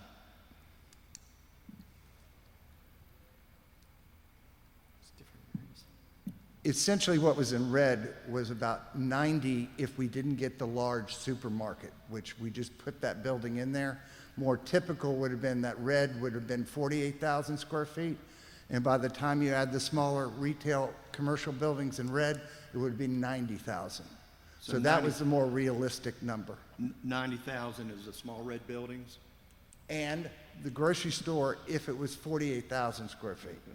In other words, we didn't want to come back if we were extremely successful. So we asked for everything we threw in the kitchen sink. Right. And then we came up empty. So, but more realistic would have been that grocery store at about 2/3 its size at about 48,000 square feet, and the other buildings would have been the same size and that would have been around 90,000 square feet. So in a sense, the commercial's gone up a little bit if you take out the grocery store. Oh, absolutely, Okay. absolutely. Any other questions of Commissioner Munger? Yeah. How long have you been working on trying to develop this particular area? It's between 4 and 5 years. Oh, originally, probably 17, 18 years. I was selected by another town board to do the development, and then a subsequent town board didn't like the mixed-use new urbanist plan. I'd have to go back and read the newspaper articles. Maybe Lee is here. And then, of course, the mill burned, and that kind of, we were going to rehab the mill. That was going to be space for a new town hall, police station. I mean, pie in the sky. It was a huge building, and we need to fill it up. So it's probably getting now 18 or 19 years. Okay. And if you can you provide us with a specific example of a mixed-use development that's been developed by Steve Vermillion in the recent past? Birkdale Village. Okay. And So I have a 13 book years this past? thick. Yeah, he was the lead developer in Birkdale Village, which Okay. is de facto Anything more your. recent than that? Steve's not available, he's in Wilmington, but I'll be happy to get you a list of his projects. He's done 35 Harris Teeter shopping centers in the southeast alone. And some of those have been within the last 5 to 10 years? Oh, absolutely, I'd absolutely. be curious to see Yeah, that. but I will get you information from Steve. Okay. I have a question. The light at Cinnabar. Right. That was a real big issue. If approved, would you put the light in? That is not my decision. NCDOT has not weighed in on this. If you remember, it also was a big issue for the neighbors who are going to have their road blown up and the entry monuments taken out. So we're going to do what NCDOT and the town requires.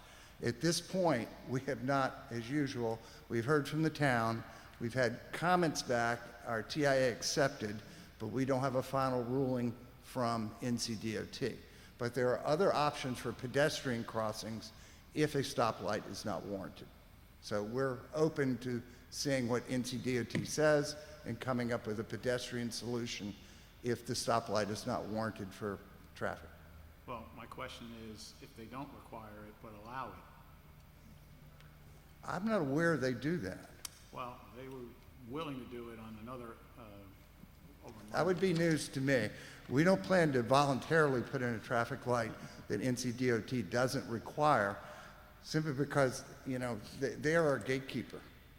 And I've never, But if you want people to safely cross from Vermillion with if Metrolina trucks- NCDOT says you can put in that light, if they could allow me to put in the light without destroying the entrance and uprooting the road and trees in front of existing Vermillion, now that would be a good choice. That would be very interesting to me, because they don't need the storage for a shopping center. So that would, I would be open to, because that would mean that they're looking for other solutions besides blowing up a neighborhood. And there's no reason to blow up the neighborhood if the traffic counts aren't such that, you know, there's a shopping center across the street of the size that we have. So I'd be very interested in that. Maybe you could sit in with me on NCDOT. Commissioner Boone? Thank you. Mr. Bowman, I've been looking at this property since I've been on the board. And 2017, the left side of my screen, that proposal answered a lot of questions for the town. It took the property that the town had on their books for 25 years. We sold it to a developer, and it answered the community wanting a grocery store. It solved a lot of the traffic issues on Gilead Road. The neighbors wanted it, the town voted to approve it, and then the grocery store fell through. And we've seen at least two different proposals until where we're at now. And to go from 165 to 70,000 square feet that might contain a small grocery store, you've already said that you're scouting for leads, and non-residential can mean office spaces, and you said it, and the two-story building is probably some type of retail with office of doctors or tax accountants or something like that. I don't think that that's what the people that live on this side of town, on that side of town, are looking. They're looking for more retail and less apartments. Thank you. And the sad news is, you know, Steve felt that Harris Teeter had some serious interest. But we have 5 grocery stores once Lowe's opens up within a mile and a half of the property. And that was my dream too, was to get the grocery store over here. But as Lee Sullivan wrote in the paper, the market decided. None of the grocery stores wanted to come, and that was before COVID. So the fact that we all want something, and I wanted it for my Vermillion neighbors, for the people in Centennial, for everybody on this side of town, wanting it didn't make it happen. It's a financial decision by huge corporations, and they basically have said no is the answer. So we're trying to come up with the second best solution to solve some of those issues. And that's what I think we have this time.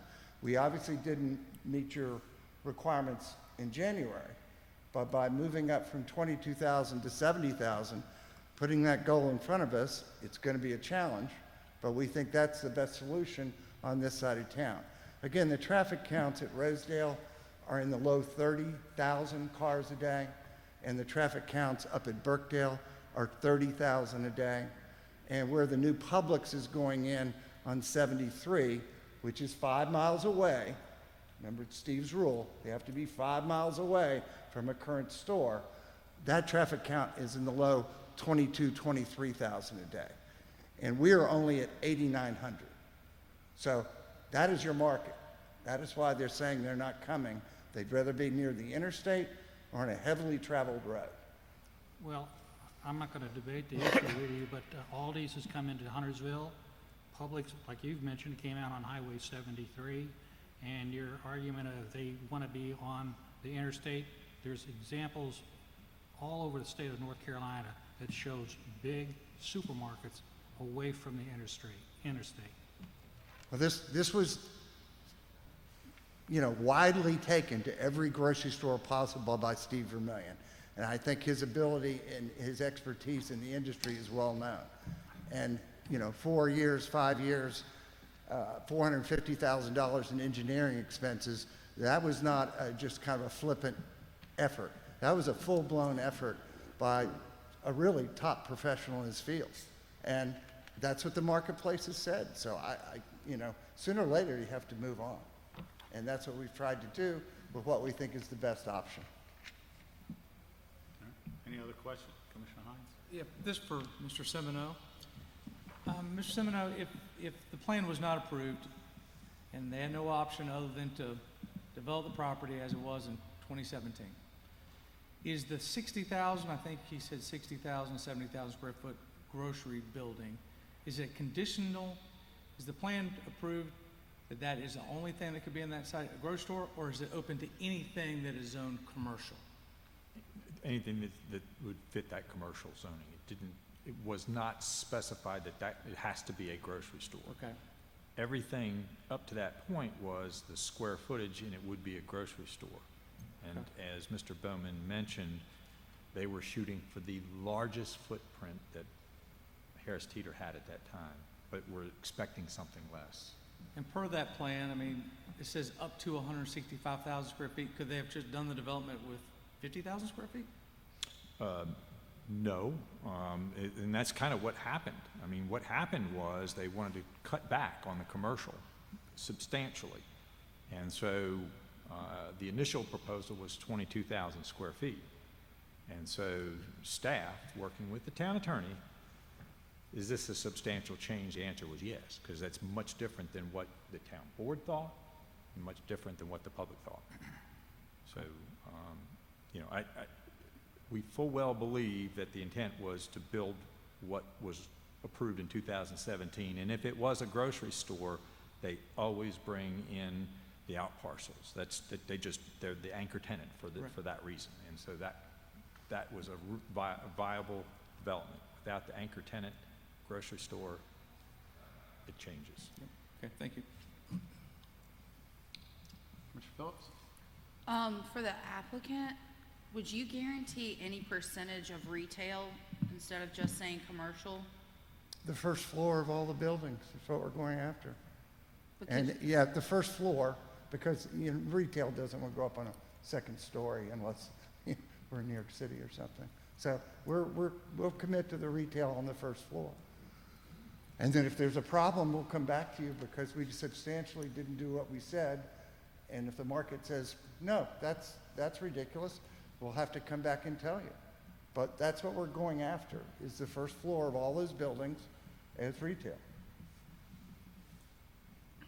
Commissioner Walsh? I just want to reiterate, so there's going to be a restaurant over or a brewery on the left side of this, and the 3 buildings that we see in green will have. Let me just say this, if the market, okay. And the first floor on the buildings that face Huntersville Concord Road will be retail. Right, but I'm saying if for some reason the market didn't want to go on the 1-story building over on Huntersville Concord Road, but we had one that wanted to go over near the roundabout where the brewery site was? The water tower, yeah, thank you.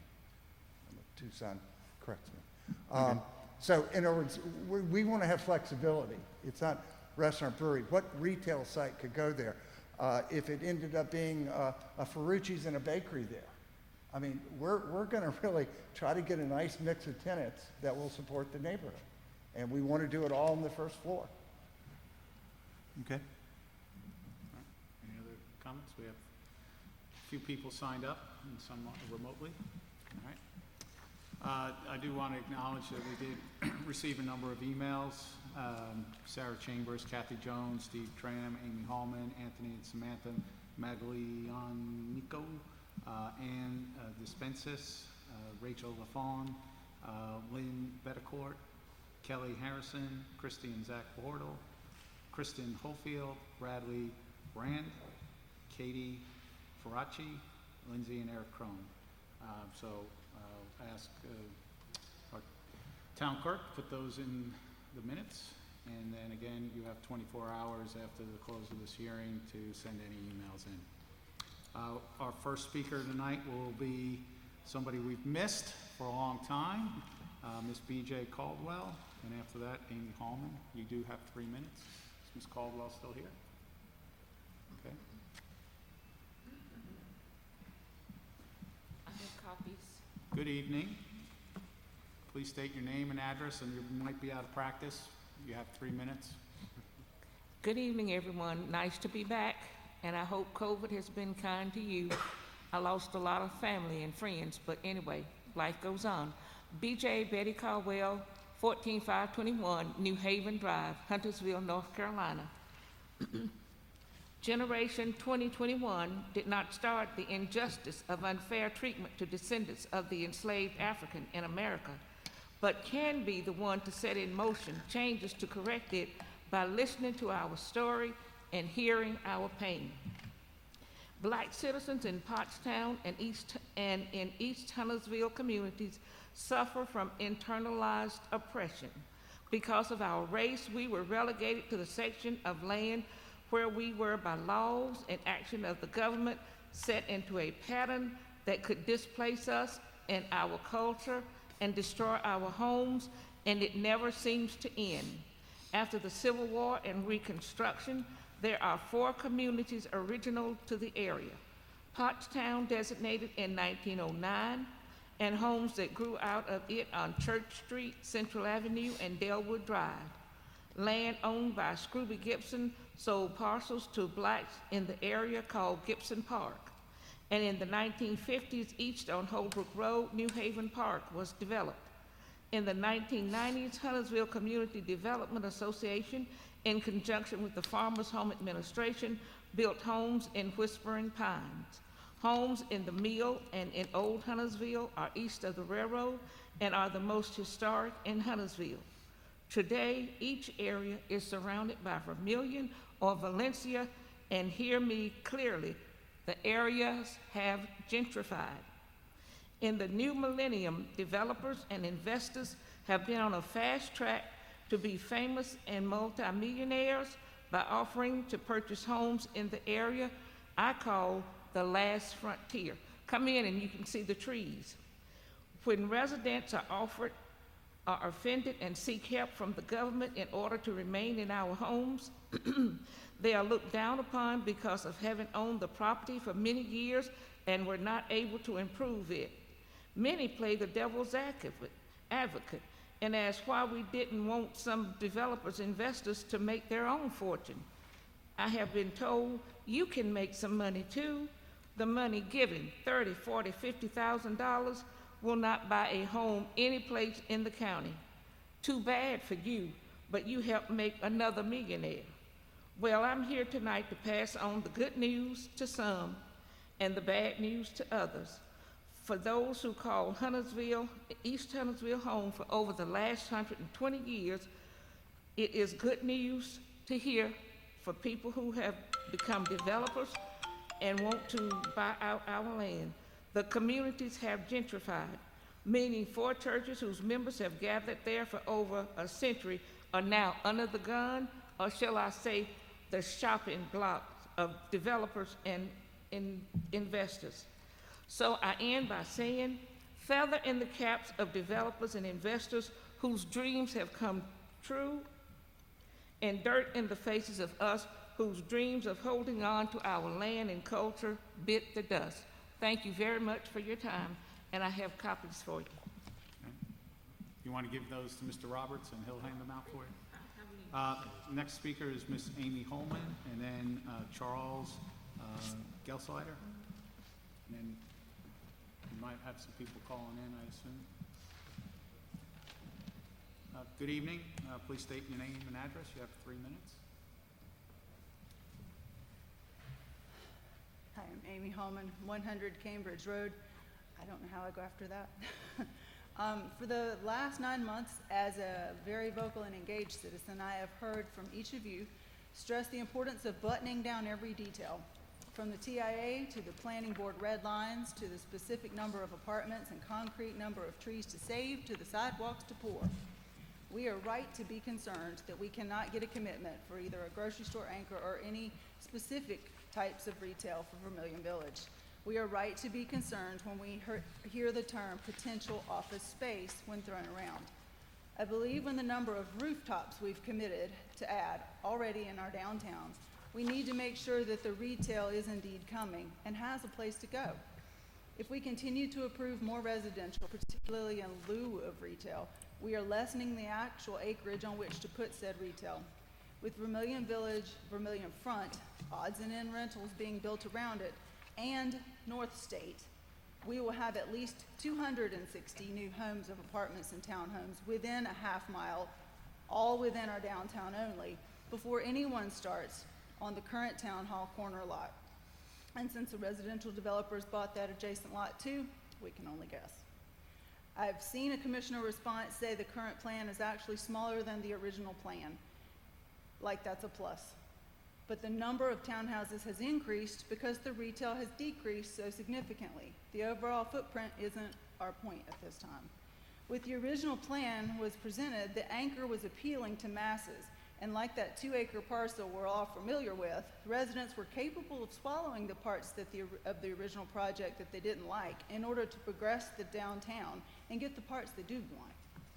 But we're here again because the carrot's gone, yanked out from in front of us, pulling that 65,000 square feet of commercial space that we were looking forward to certainly make the project smaller. But residents are tired of being told one thing and then learning later that the plan's been switched. This cannot and should not be the acceptable pattern. 20 years Anchor Mill property has sat undeveloped.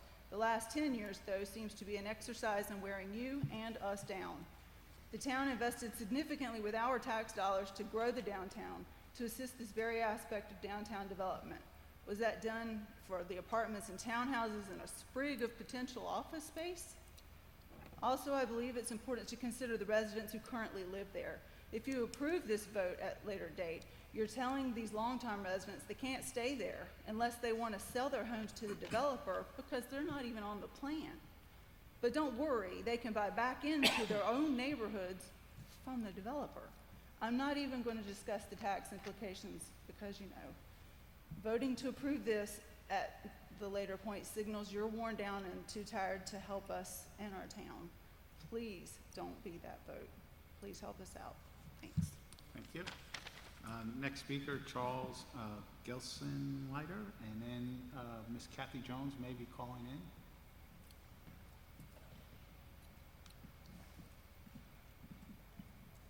Good evening. Charles Gelsenleiter, 201 3rd Street. I've discussed before in the past about my issues with the traffic, because I live right there on 3rd Street, which abuts this future project if it happens. The traffic that if you have a proposed Walter Street connection throughout there, the traffic will be coming for these residents in these apartments. They'll be wanting to come off of Huntersville Concord Road and take a left right there up to Walters instead of driving all the way down to the main entrance and turning left on there. To put this increased Walter Street connection, you would have to take the longtime residents that live there, you would have to buy out right away to expand these roads, and thus then we'll have an issue of people just driving, zipping right through there, and then we'll have another discussion up here talking about, do we need speed humps again? So basically, you know, even I was like yesterday, the Hello Huntersville Festival, which I walked up there later and visited that, which was nice, but noticed the traffic was backed up, parked all the way to 3rd Street. You got all these people that come here that want to go to these festivals, and there's no place for these people to park. And you add parking all up along Church Street, and then you got about 400, 300, 400 people that live in this apartment complex that where, the traffic's going to be even worse. So really the town needs to have something about parking, a real issue about downtown parking. There needs to be spaces for that. But also you're just adding a lot more headache to the residents that live there now. And all we're getting is, well, maybe there's going to be retail, maybe there's going to be a grocery store. We had to approve, RFP way back in 2015 to sell this property on the basis of what, this big plan. And we're getting this. And I was for the, I liked, there was going to be a grocery store in that approved plan, but we're not getting that, and I can't get any guarantees on what the retail is, so it's kind of you're going to get apartments. That we know that. No retail, we don't know yet. So thanks. All right, thank you. Is Ms. Jones on the line? Excuse me? Hello? Yes, Ms. Jones? Good evening. Yes, good evening. You have 3 minutes. Please state your name and address. Kathy Jones, 104 Walter Street. We're here once again to talk about Vermillion Village. The town has owned this large piece of property for decades, waiting for the right opportunity to revitalize this area. Open Development Group came in and promised a vision that excited the town and its residents. He said, it's really neighborhood goods and services we're after. He told everyone in the 2017 meeting that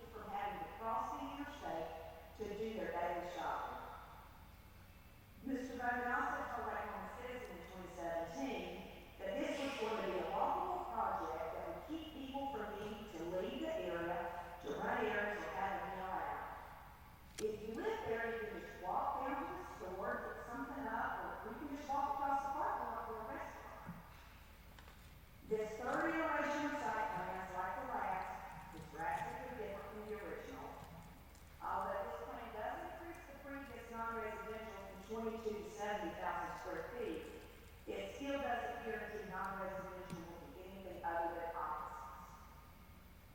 Two new projects have been approved since the Vermillion Village process began. Those projects will add another 109 units across the road from this one. These projects, as well as the biologic minor developments happening in the adjacent neighborhood, with more on the way, to make the number of new units in the immediate area upwards of 500. 500 new units on a country road and emptying into neighboring communities, affecting every existing resident on Huntersville Rockford Road. This must factor into your decision-making process. The developments that have are still being built along Huntersville Rockford Road also play a role in the traffic count. Imagine in 3 years, the Vermillion Village, Trott, Walden, and other minor developments are complete. And don't forget about real estate markets, just 3 blocks away, and the land beside Foster's Springs that will more than likely end up being apartments. The Main Street project will be hard pressed to help negate all of the congestion, and it'll just be a nightmare. In closing, I'm requesting the board reject this revised plan unless the developer can make a commitment that a large part of the non-residential will be retail and a small market of some sort included. Again, I'm not trying to stop development. Citizens want development that takes into account their wants and their needs, and what best fits everyone in the community. Let's cut to the chase and get the show on the road. We're tired of waiting. Thank you. Thank you. Our next speaker is Miss Amber Kovacs.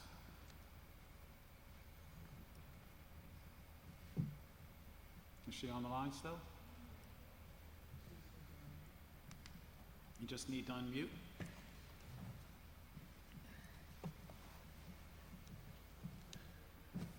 Ms. Kovacs? Hello. Yes, good evening. Please state your name and address. You have 3 minutes. Hello, my name is Amber Kovacs and I live at 207 Greenway Street.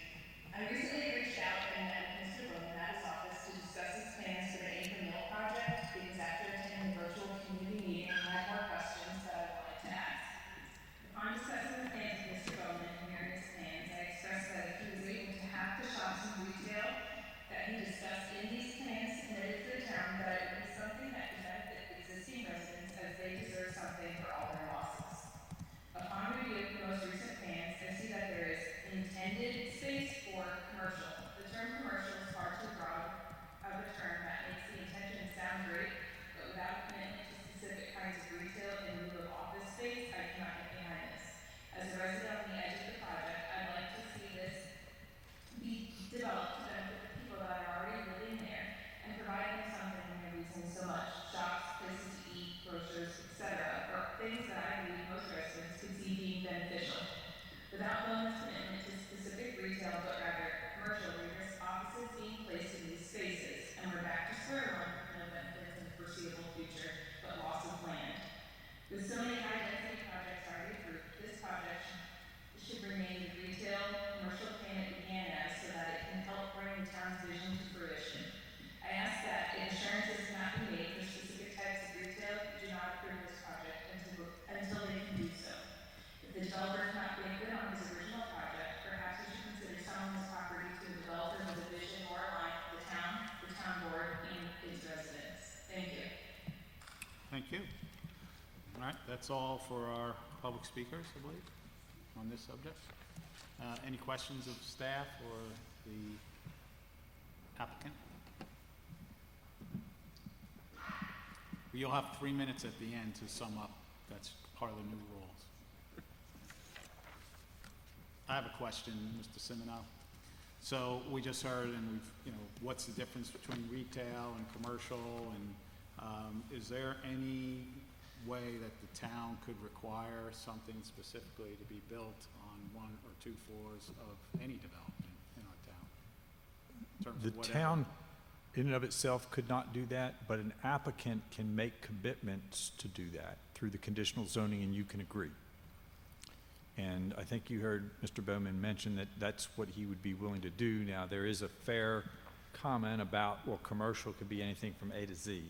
So a bottom line is it'll be up to the applicant to put conditions on the plan that more specifically highlights what they would be willing to do. Okay. All right. Any questions before Mr. Bowman gets his 3 minutes to sum up? Okay, Mr. Bowman? Well, I need to sit down with Steve and go over with retail/commercial definitions and what the categories are. But before it goes to planning board, we're going to have a commitment that will be part of the conditional rezoning, that it is not going to be just office space over there. We're going to have a retail commitment that will be on the conditional plan.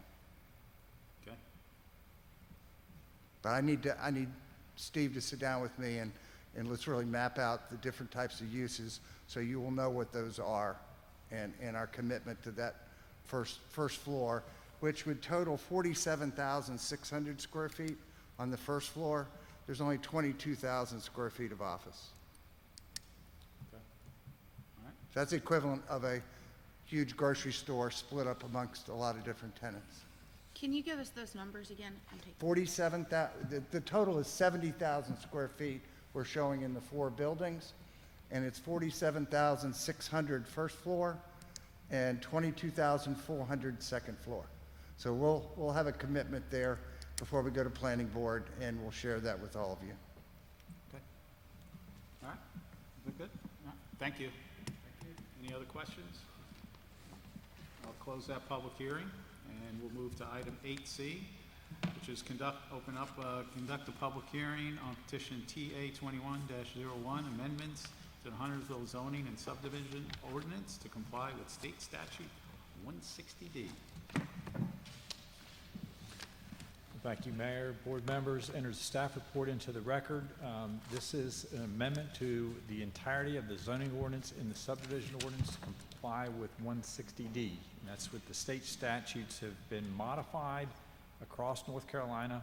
And in essence, what they've done is they've taken the county development regulations and the city development regulations, which were in 2 different sections and somewhat conflicted and somewhat overlapped, and they consolidated them into one unified chapter. And that involved renumbering every land development code. So our ordinance and zoning ordinance and subdivision ordinance references specific sections, so we've got to go back and modify that. The changes are mostly technical and procedural in nature and not substantive. It was a commitment to not try to throw anything into the changes from the state statutes that would be controversial. So again, it was just to consolidate, clean things up, make sure there are no conflicts. And that's, in essence, what we're doing with the text amendment. The state did make a big change for some communities, not necessarily for us, but in essence, they've said in order for a local government to enforce zoning, they have to have a reasonably up-to-date comprehensive plan by July 1, 2022. And reasonably up-to-date is anywhere between 5 and 10 years. And as you are aware, in December, we just adopted our plan. And we have consistently in every 7 to 9 years. So that's just a mandate across the state of North Carolina if you're going to have zoning. The deadline for the 160D update to be in the ordinances is July 2021. And we also have cleaned up some conflicts that were in the ordinance, things that didn't seem to make sense. We cleaned it up. I mentioned in here that we tracked the changes. So you received basically this document, double-sided, the zoning ordinance and the subdivision ordinance, hundreds of pages. And any change that we made, we struck through the language and we added language and we sometimes put notations as to why we made the changes. So it's all there for everybody to see. And at this point, I'd be happy to answer any questions that the town board has. And I'd be remiss to say that our legal staff, Jacob and Emily, really took this project on and then presented the changes to staff. Staff reviewed them, we worked together, and then we also have taken it to the Huntersville Ordinances Advisory Board, really been working on this since January, and they ultimately will make a recommendation towards the end of this week, Thursday. So happy to answer any questions. So these updates also include the revision to the 2040 plan bike plan, those things that we've already adopted that are referenced in this? So those plans don't change. This is just think of it as those plans set our vision. The zoning ordinances, subdivision ordinances are our tools to achieve the goals in those plans.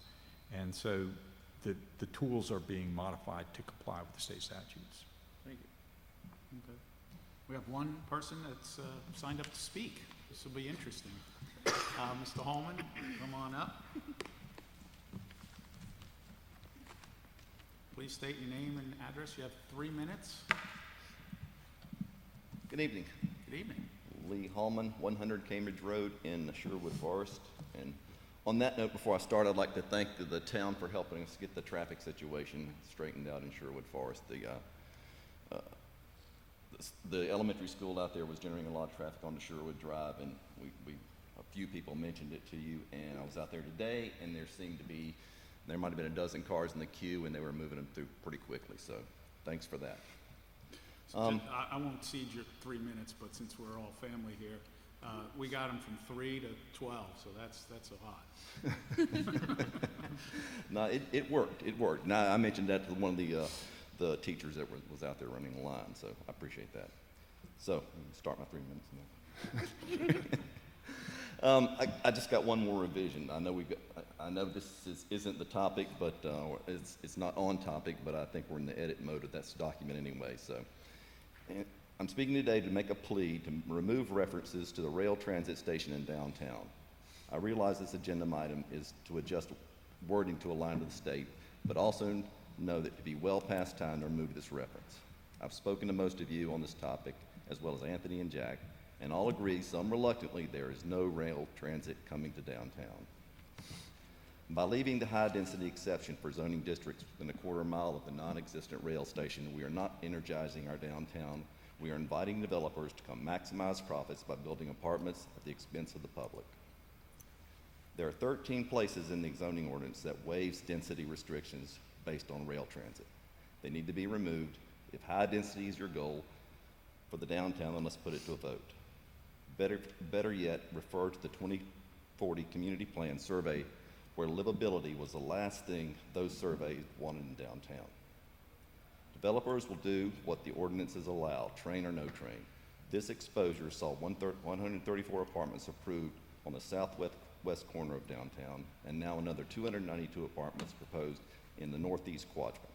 If this remains, we will likely see the southeast corner go the same way. Promise mixed use, build apartments to maximize profits. With no room left in a quarter-mile radius of downtown, anything that comes in will only be apartments. Please send this text amendment back to the planning board. I know there is support for this revision there. Thank you. Thank you. All right, any other questions of staff? All right. We'll close that public hearing. Thank you. We'll get to other business. Does anybody need a break, or you want to just keep moving along? Okay, well, Mr. Roberts, your recommended budget? Well, we got an hour and 10 to go through this, so hopefully we'll get it done by now. You said 10? Promise you I won't talk that long, hopefully 10 minutes. I think Patty's passing out manager's recommended budget books. It's maybe 175 pages or so. What I would tell you if you're listening in the audience is I would spend all my effort and time on probably the manager's message, which is kind of quick highlighted overview. It's probably 6 or 7 pages, and I'd probably focus on CIP. Look at that, 'cause that kind of tells you major projects that are going on in town. If you're bored and you want to go read the other 160, 70 pages, that probably puts you to sleep, but that's where I'd spend all my effort and time. I'm going to hit the highlights. I'm not going to read, like the bottom line and say it's 92,563,579. All of this that you see in front of you, we'll post, and then we'll have the budget books online. So I'm probably going to round these numbers to make it a little bit easier. So what you have before you is this budget, the manager's recommended budget will obviously be balanced, and It will meet the board's adopted financial policies. The total annual fund is roughly $92.5 million. What makes up that is the general fund, which is roughly $57 million.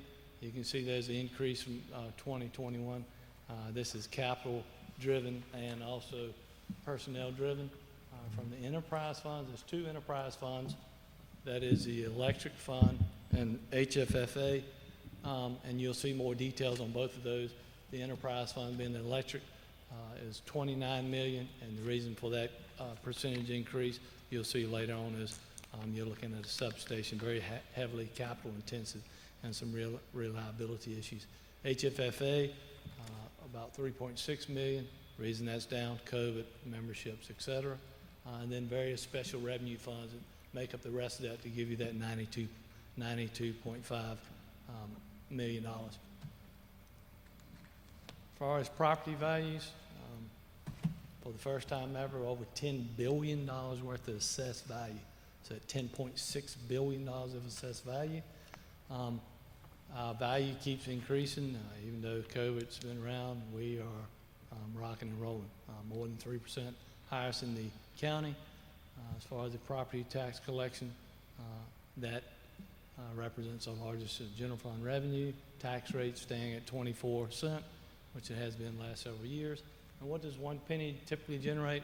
Roughly $1 million. It's 992,000 or something like that, but roughly 1 million. General fund revenue changes.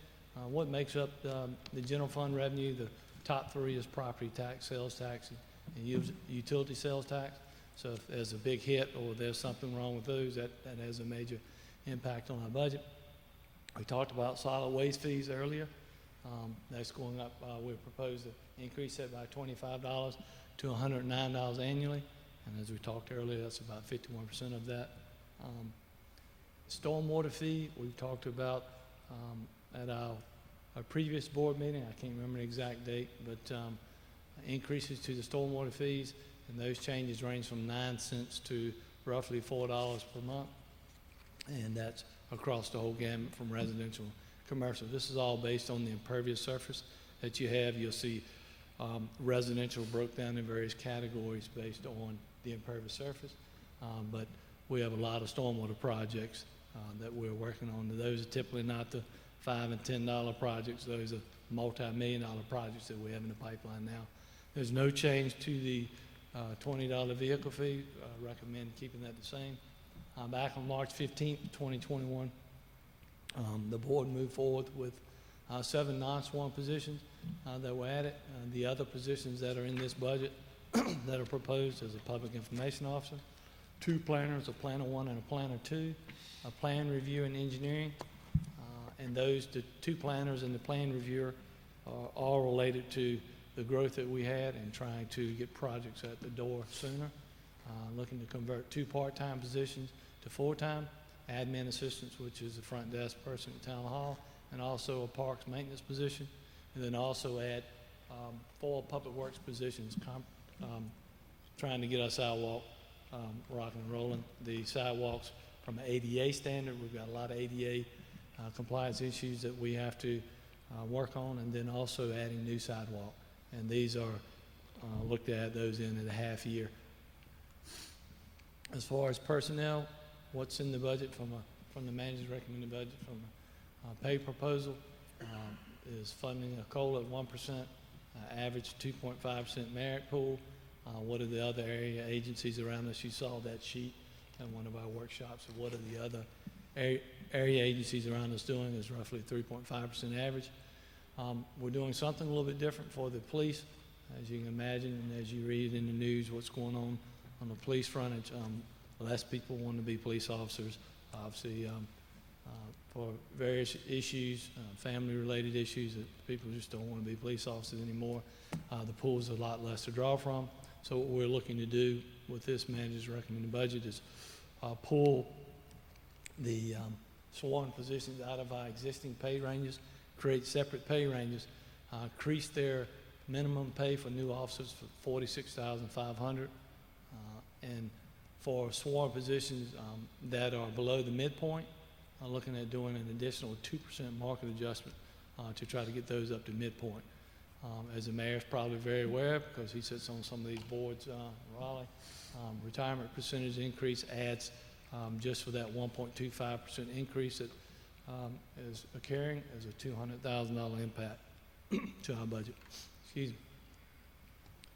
From operating and debt expenditures, on the fire department side, it's $150,000 increase. That's all related to capital, solid waste, talked about earlier, more homes, the landfill fees, or fuel fees, et cetera.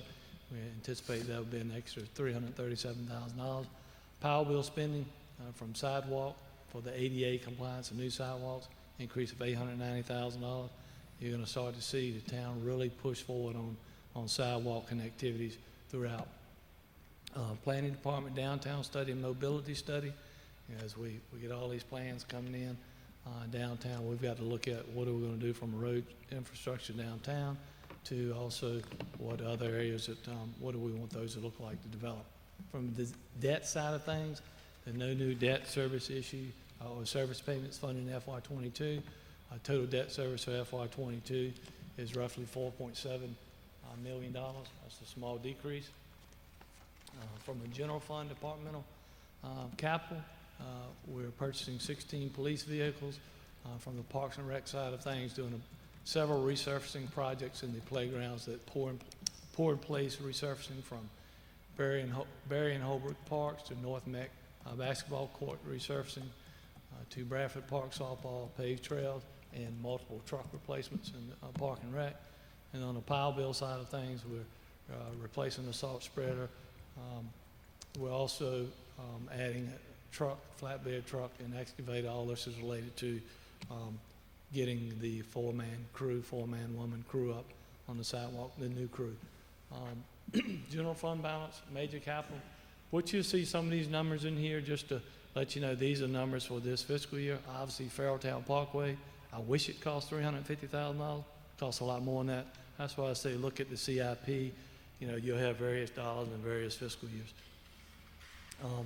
Town hall design pre-construction is an estimate now.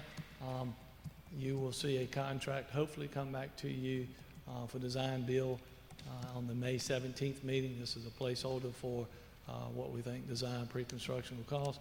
$1.1 million for HAP baseball field lighting replacement. Those lights are 25 to 27 years old.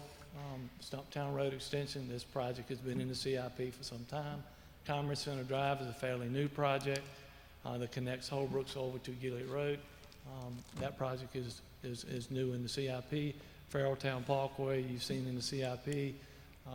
Land purchase for Fire Station 5 in the CIP. Also, Station 2 is in out years.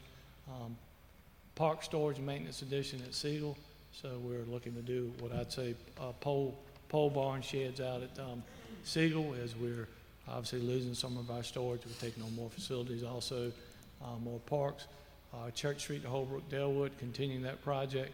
Gibson Park Drive Phase 2, continuing that project. North Meck Park Greenway is a starting design on that project, is what that's about. From a transportation reserve, I know a lot of folks, you know, don't look where the pots of money come from. That's why I'd say look at the CIP, look at the CIP, tells you about all these projects. Same thing here, various transportation projects, Ranson Road, Siegel to 4th Street. I won't spend time on the dollars because these are multi-year projects. Various projects that have rolled over from previous years. You know, you started design engineering, you roll into right-of-way, then you roll into construction. The audited transportation reserve fund balance as of FY20 was roughly $2.5 million. The $20 vehicle fee generates approximately $940,000 annually. We use these funds to do road projects. Other funds, I'll hit just the highlights of those. Tourism fund revenues obviously have not recovered due to COVID and post-pandemic. We are $100,000 funded to begin design for the restroom parking lot at Berry Park. If you recall, we talked about either looking to expand the existing bathroom or look at building one up top. This is just starting that design phase. Also adding some parking up top. Commerce Station, on that fund, basically we're using those funds to pay the towns, various 3 towns, EDC contribution. Power bill revenues have declined. We're looking to fund additional sidewalk programs, either through the ADA, which we need to do a lot of fixes, and or new sidewalks. Land development we talked about earlier. There's an increase of 9 of the 65 fees there, and as you saw also that we're adding staffing, workload, cross-training, and succession planning, trying to get stuff out the door soon. Electric fund, talked earlier about the electric fund, heavily increased there, is all related to capital. As you can see down below, we're looking at substation, vehicles, and system expansion, all these new homes and development, et cetera. We have to continue to expand that system. We are doing a rate increase based on the actual study, the cost of serve study, and you can see those rate increases in the second bullet point. At residential at 5.75, lighting is more street lights at 20% increase, and medium industrial and large industrial increases. The only decrease is small commercial. And you can see we're using fund balance there in the tune of roughly $3.5 million. HFFA, talked a little bit about that earlier.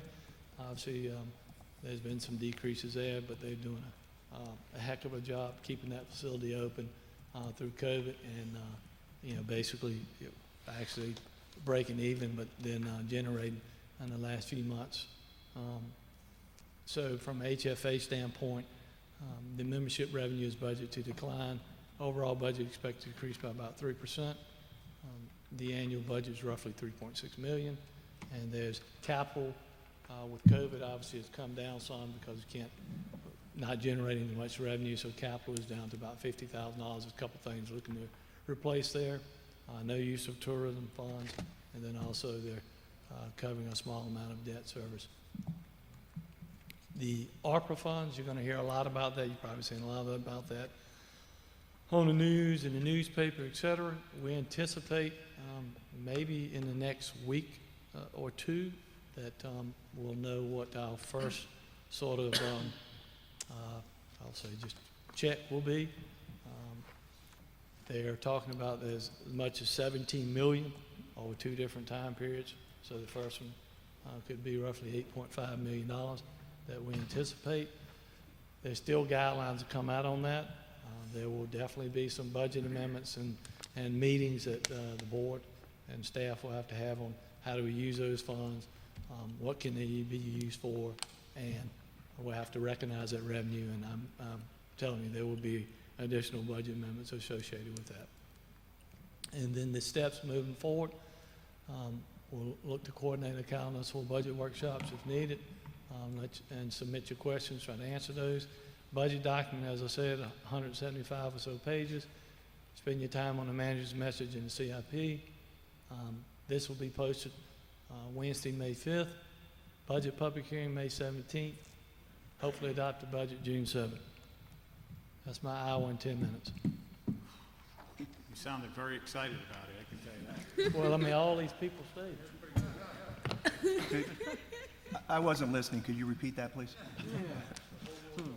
Any questions? No, the only thing I would like to say is that, Go closer to the mic. can you hear me? All I want to say is thank you. I know a lot of work went into this. I look forward to reviewing it and looking through it, but I would like to thank all of the staff who worked for hours and hours and hours on making this happen. So thank you. And I will say, the Brain Trust, Jackie and Patty, all the department heads helped make this a reality. Commissioner Munger? Much the same sentiment. I appreciate all the hard work you guys put in on this. Very comprehensive. Look forward to digging into it. I almost anticipate the ARPA funds are going to be a completely separate discussion just because of the timing of everything. So I look forward to hearing a lot more about that. That's it. Okay, a couple quick questions. The PIO, is that still the thought process only for the town, not for combo? Police and We've talked to the chief about it, but I know chief is would like to keep PIO and police, but with all the CIP projects we got going on, so to answer your question, PIO, more for town, the chief will continue to do their thing, but with all the projects we got coming out of the ground and new projects on the horizon, the spill, et cetera, there's a lot of things that we could do much better. And that's the reason when I first came here, I think we had a PIO position. We sort of changed that. Didn't quite work out the way we wanted it to. But now that things are finally coming, you're going to start to see dirt churn. We need to get out there in front of this and push out the information. So that's why you see from the manager's recommended budget that we move in this direction. HFFA, we had some debt roll off. That's why it's gone down 35,000. So doesn't that give us a little more flexibility with the management company? You know, we have to wait until there was something. I mean, we could talk about it later, but if I recall, There's, the way we structured there is still some bonded debt on that building. It is a very small percentage. If memory serves, in the last 2-3 years, the debt service payment on HFFA has been ballpark $250,000, and now it's down in the $35,000 annually range. So it's a very small percentage, and we have to be very careful about what percentage we might incent them. And so it's getting smaller, which is a good thing. right, good. And then in terms of American Recovery Act funding, are we going to have to set up a separate account? Or is that going to just we will get... definitely have to track it. So whether Here's my question. So you will, with the town at some point, will receive X amount of dollars. When we go to spend any one of those dollars, is that where we have to come back to for a budget amendment? Or is it going to be more like an enterprise fund where it just kind of flows and goes on its own, so to speak? I'm aware of no requirement that it be kept in a separate checking account, so I don't think it will be, because we've been asked what our account number is, so I don't think it will require a separate account. But by statute, we couldn't spend money without you budgeting it anyway, so we'll set up a budget ordinance that you'll have to approve that says what we can spend it on. So if you received $8.5 million, the town receives $8.5 million, and for whatever reason, you can use that money for something that's already in the budget, do you have to have a budget amendment? If we decide to spend something out of ARPA in grant funds rather than the general fund, and you've already authorized it in the general fund, there's no legal requirement that you change the general fund budget, though perhaps you might want to, so we don't spend more than you intended. Well, it'll be interesting to see when you get a little more clarity how to structure those things.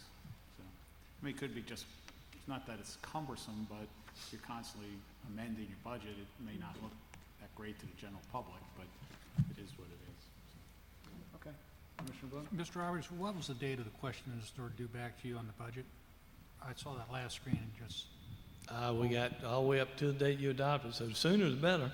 I mean, when would you like our questions back to you on the budget?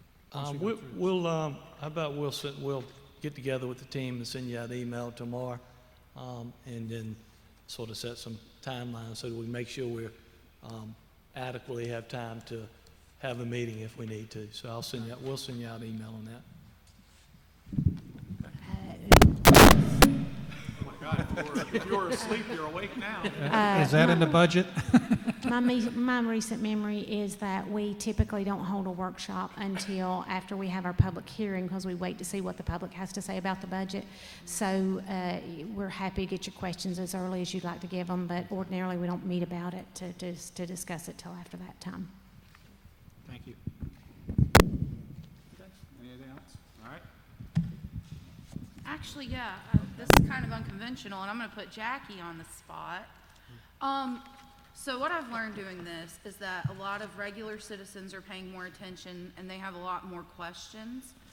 And I think it would be cool if we could maybe do something less intimidating than the budget presentation hearing, because that scares people. I've been that person scared to ask a question, and maybe we could do something like a public meeting that's a little bit more casual, like a coffee chat where people could just drop in and talk with Jackie and ask their questions, because Jackie's a wealth of knowledge. I have friends who are fangirls over her because she explains stuff so much easier. I mean, I don't want to put you on the spot like that, but it's something she and I kind of talked about, and I think it might make things a bit easier on people. I'm happy to chat with people about budget. I get a little passionate and talk fast. Team effort, Patty and I will be happy to chat with folks and coffee chat, whatever we need to do, glad to do it. It's more important to me that people understand what we're adopting than that I impress people with my accounting jargon. Glad to do it. Well, I think the question there would be where you would do that and what restrictions and so forth, but as restrictions are easing. But certainly emails, if you can't do that. But sometimes there are older people in this community who don't send emails.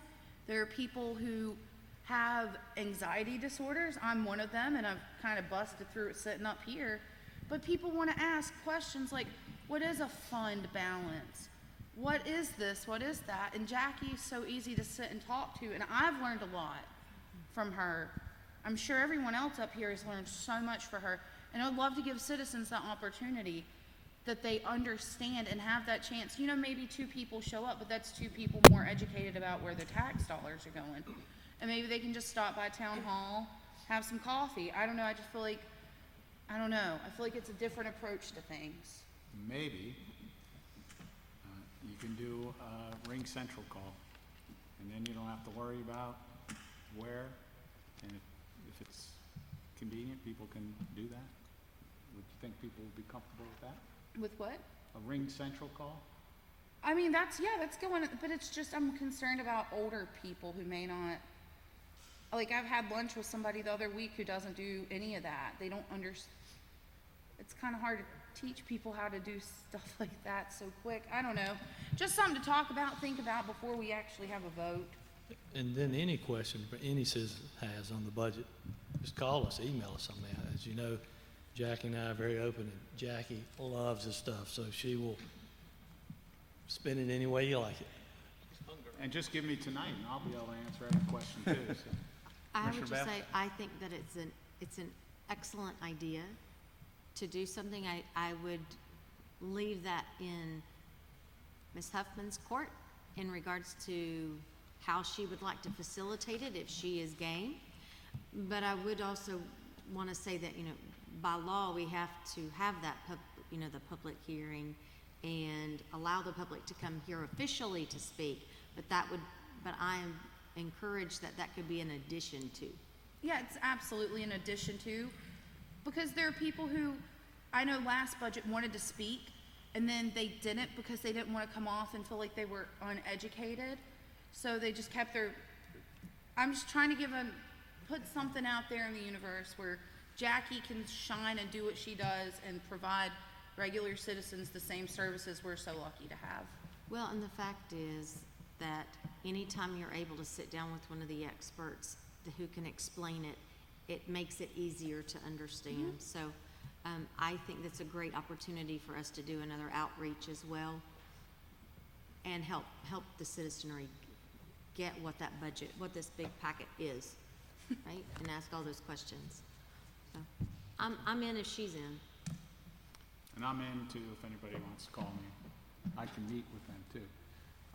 Any other questions on this? All right. The next item, 9B. Oh. Yes, Mr. Mayor, since I live on Ranson Road and the project is apparently happening in front of my home, I'd like to ask to be recused and brought back. I'd like to recuse Ms. Bales. Second. Any discussion? No? All those in favor? Okay, seeing a few. Next item is 9B, consider adopting resolution to acquire additional right-of-way and easement for construction on Ranson Road at Stumptown Road. Nobody wants this? Is there a motion? I can make a motion. Commissioner Munger? I'm sorry. No, go ahead. Motion to approve resolution of the town of Huntersville to acquire right-of-way and easements necessary for the construction of the adopted and funded Ranson Road project. I'll second it. Any discussion? All those in favor? All right. Motion to bring back Commissioner Bales. Is that Commissioner Boone? Quietly? Second? Second. Any discussion? All those in favor? Come on back. We missed you. All right, 9C is consider adopting resolution delegating authority to award certain contracts. Ms. Sloop, how are you? Hanging in there? I'm awake. So you have an updated draft of the resolution delegating authority to town manager within a certain dollar threshold to approve contracts. I'm happy to answer any questions that you may have. Mr. Mayor, I got a motion, but I do have a question for the town attorney. What is that threshold of the dollar amount? It's 300,000 as written. Okay. And that wouldn't void any bidding laws or rules. The projects that would qualify for bidding would still have to be bid out. And then there is an exception for anything that is required specifically to be approved by the board, which would include sole source contracts and also piggyback contracts. Thank you very much. Mr. Mayor, I'd like to make a motion to approve the resolution delegating the authority to award contracts of $250,000 as presented in the agenda packet. 250,000? Yes, sir. Not 300? Nope. Okay. Is there a second to that? Okay, seeing no second, do I have a motion, another motion? Mr. Mayor, and I'll try the motion that the resolution delegating the authority to award certain contracts as presented. Is there a second? I'll second that. Okay, is there any discussion? Question. Commissioner Munger? Yeah,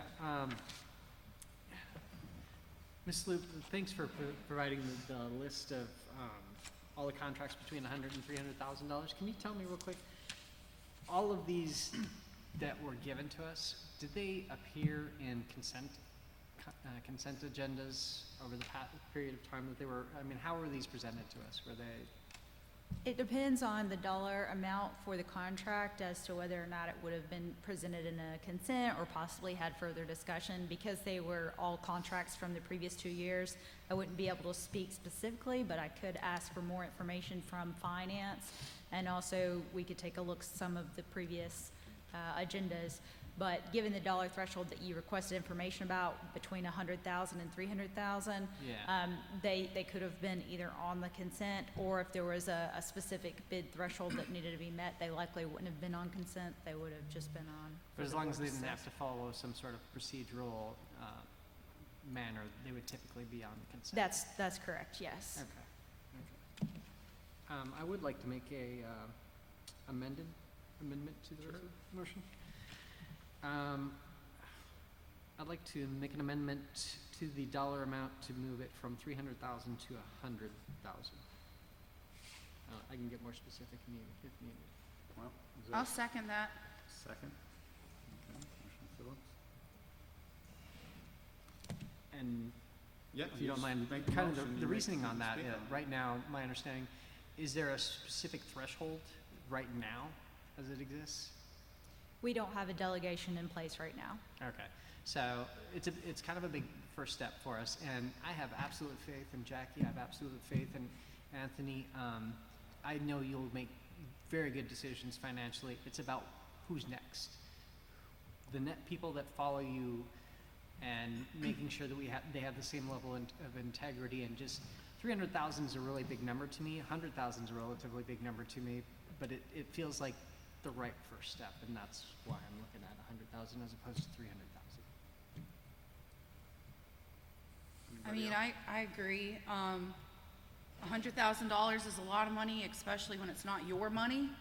I feel like this is a good way to start the process of being good stewards and having good faith with the community. And then as we grow, we can grow the number.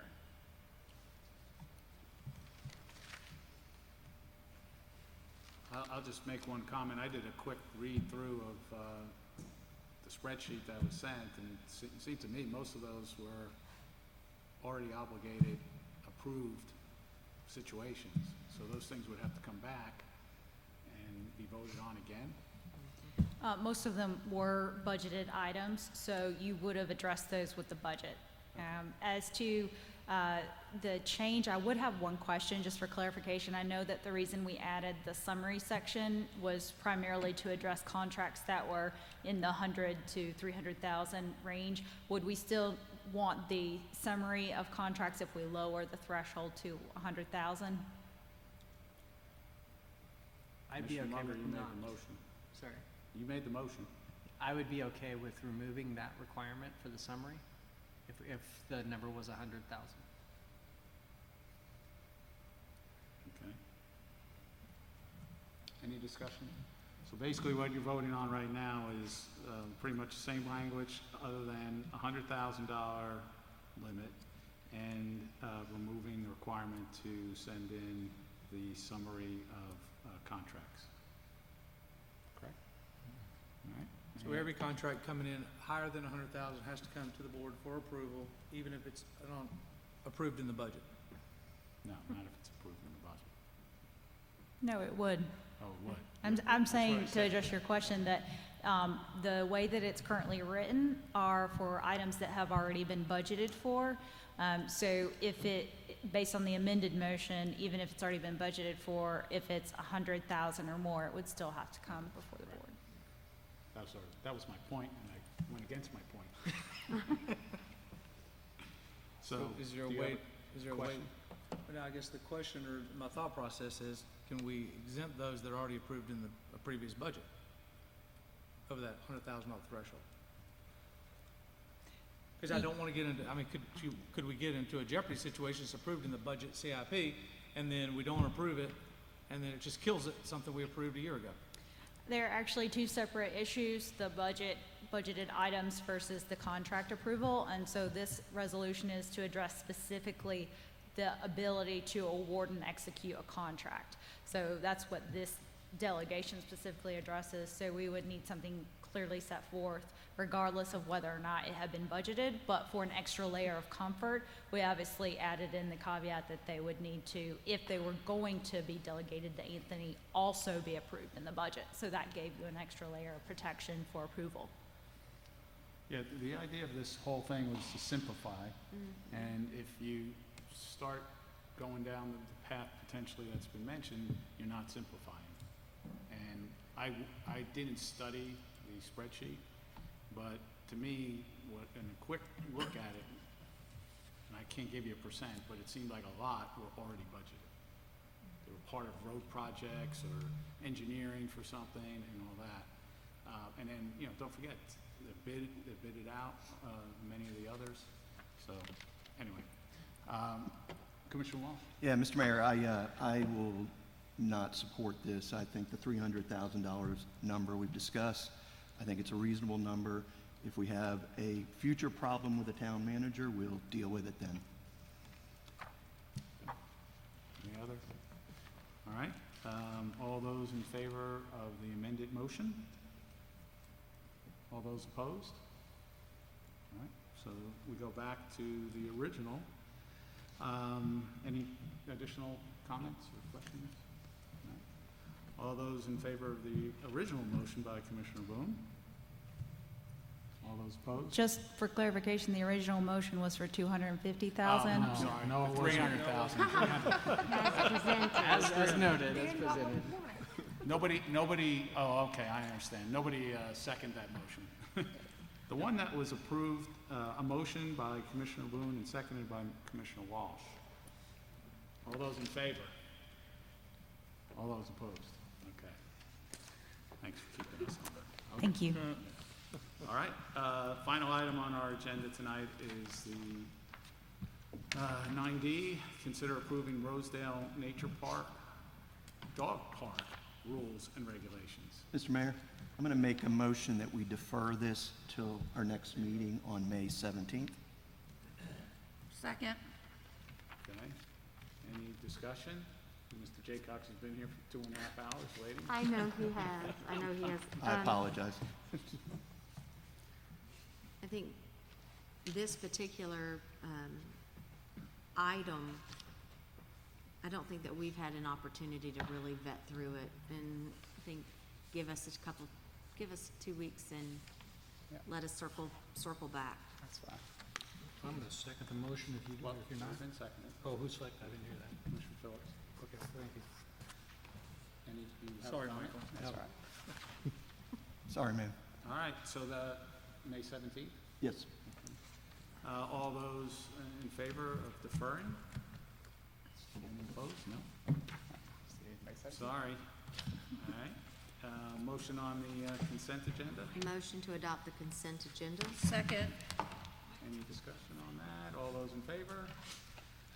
All right. Any closing comments? Yes, if you were in attendance at the meeting in public, in person, you left your purse here, you know who you are. You'll have to, I guess, connect with the town or the rec center, but I'm looking at it right now and it's driving me crazy. Yeah, that's where Miss Caldwell sat. Okay, Well, we'll get somebody to take care of that. okay. Yeah, for sure. Okay. Any Well, other let's- closing comments? Let's make sure we have somebody, let's Yeah. designate somebody. Town manager. Okay. I was looking for the police chief, but he's already gone. He bailed early. Mr. Mayor, I'd like to make a motion that we adjourn. Second. Any discussion? All those in favor? All right, thank you. See you all on the 17th.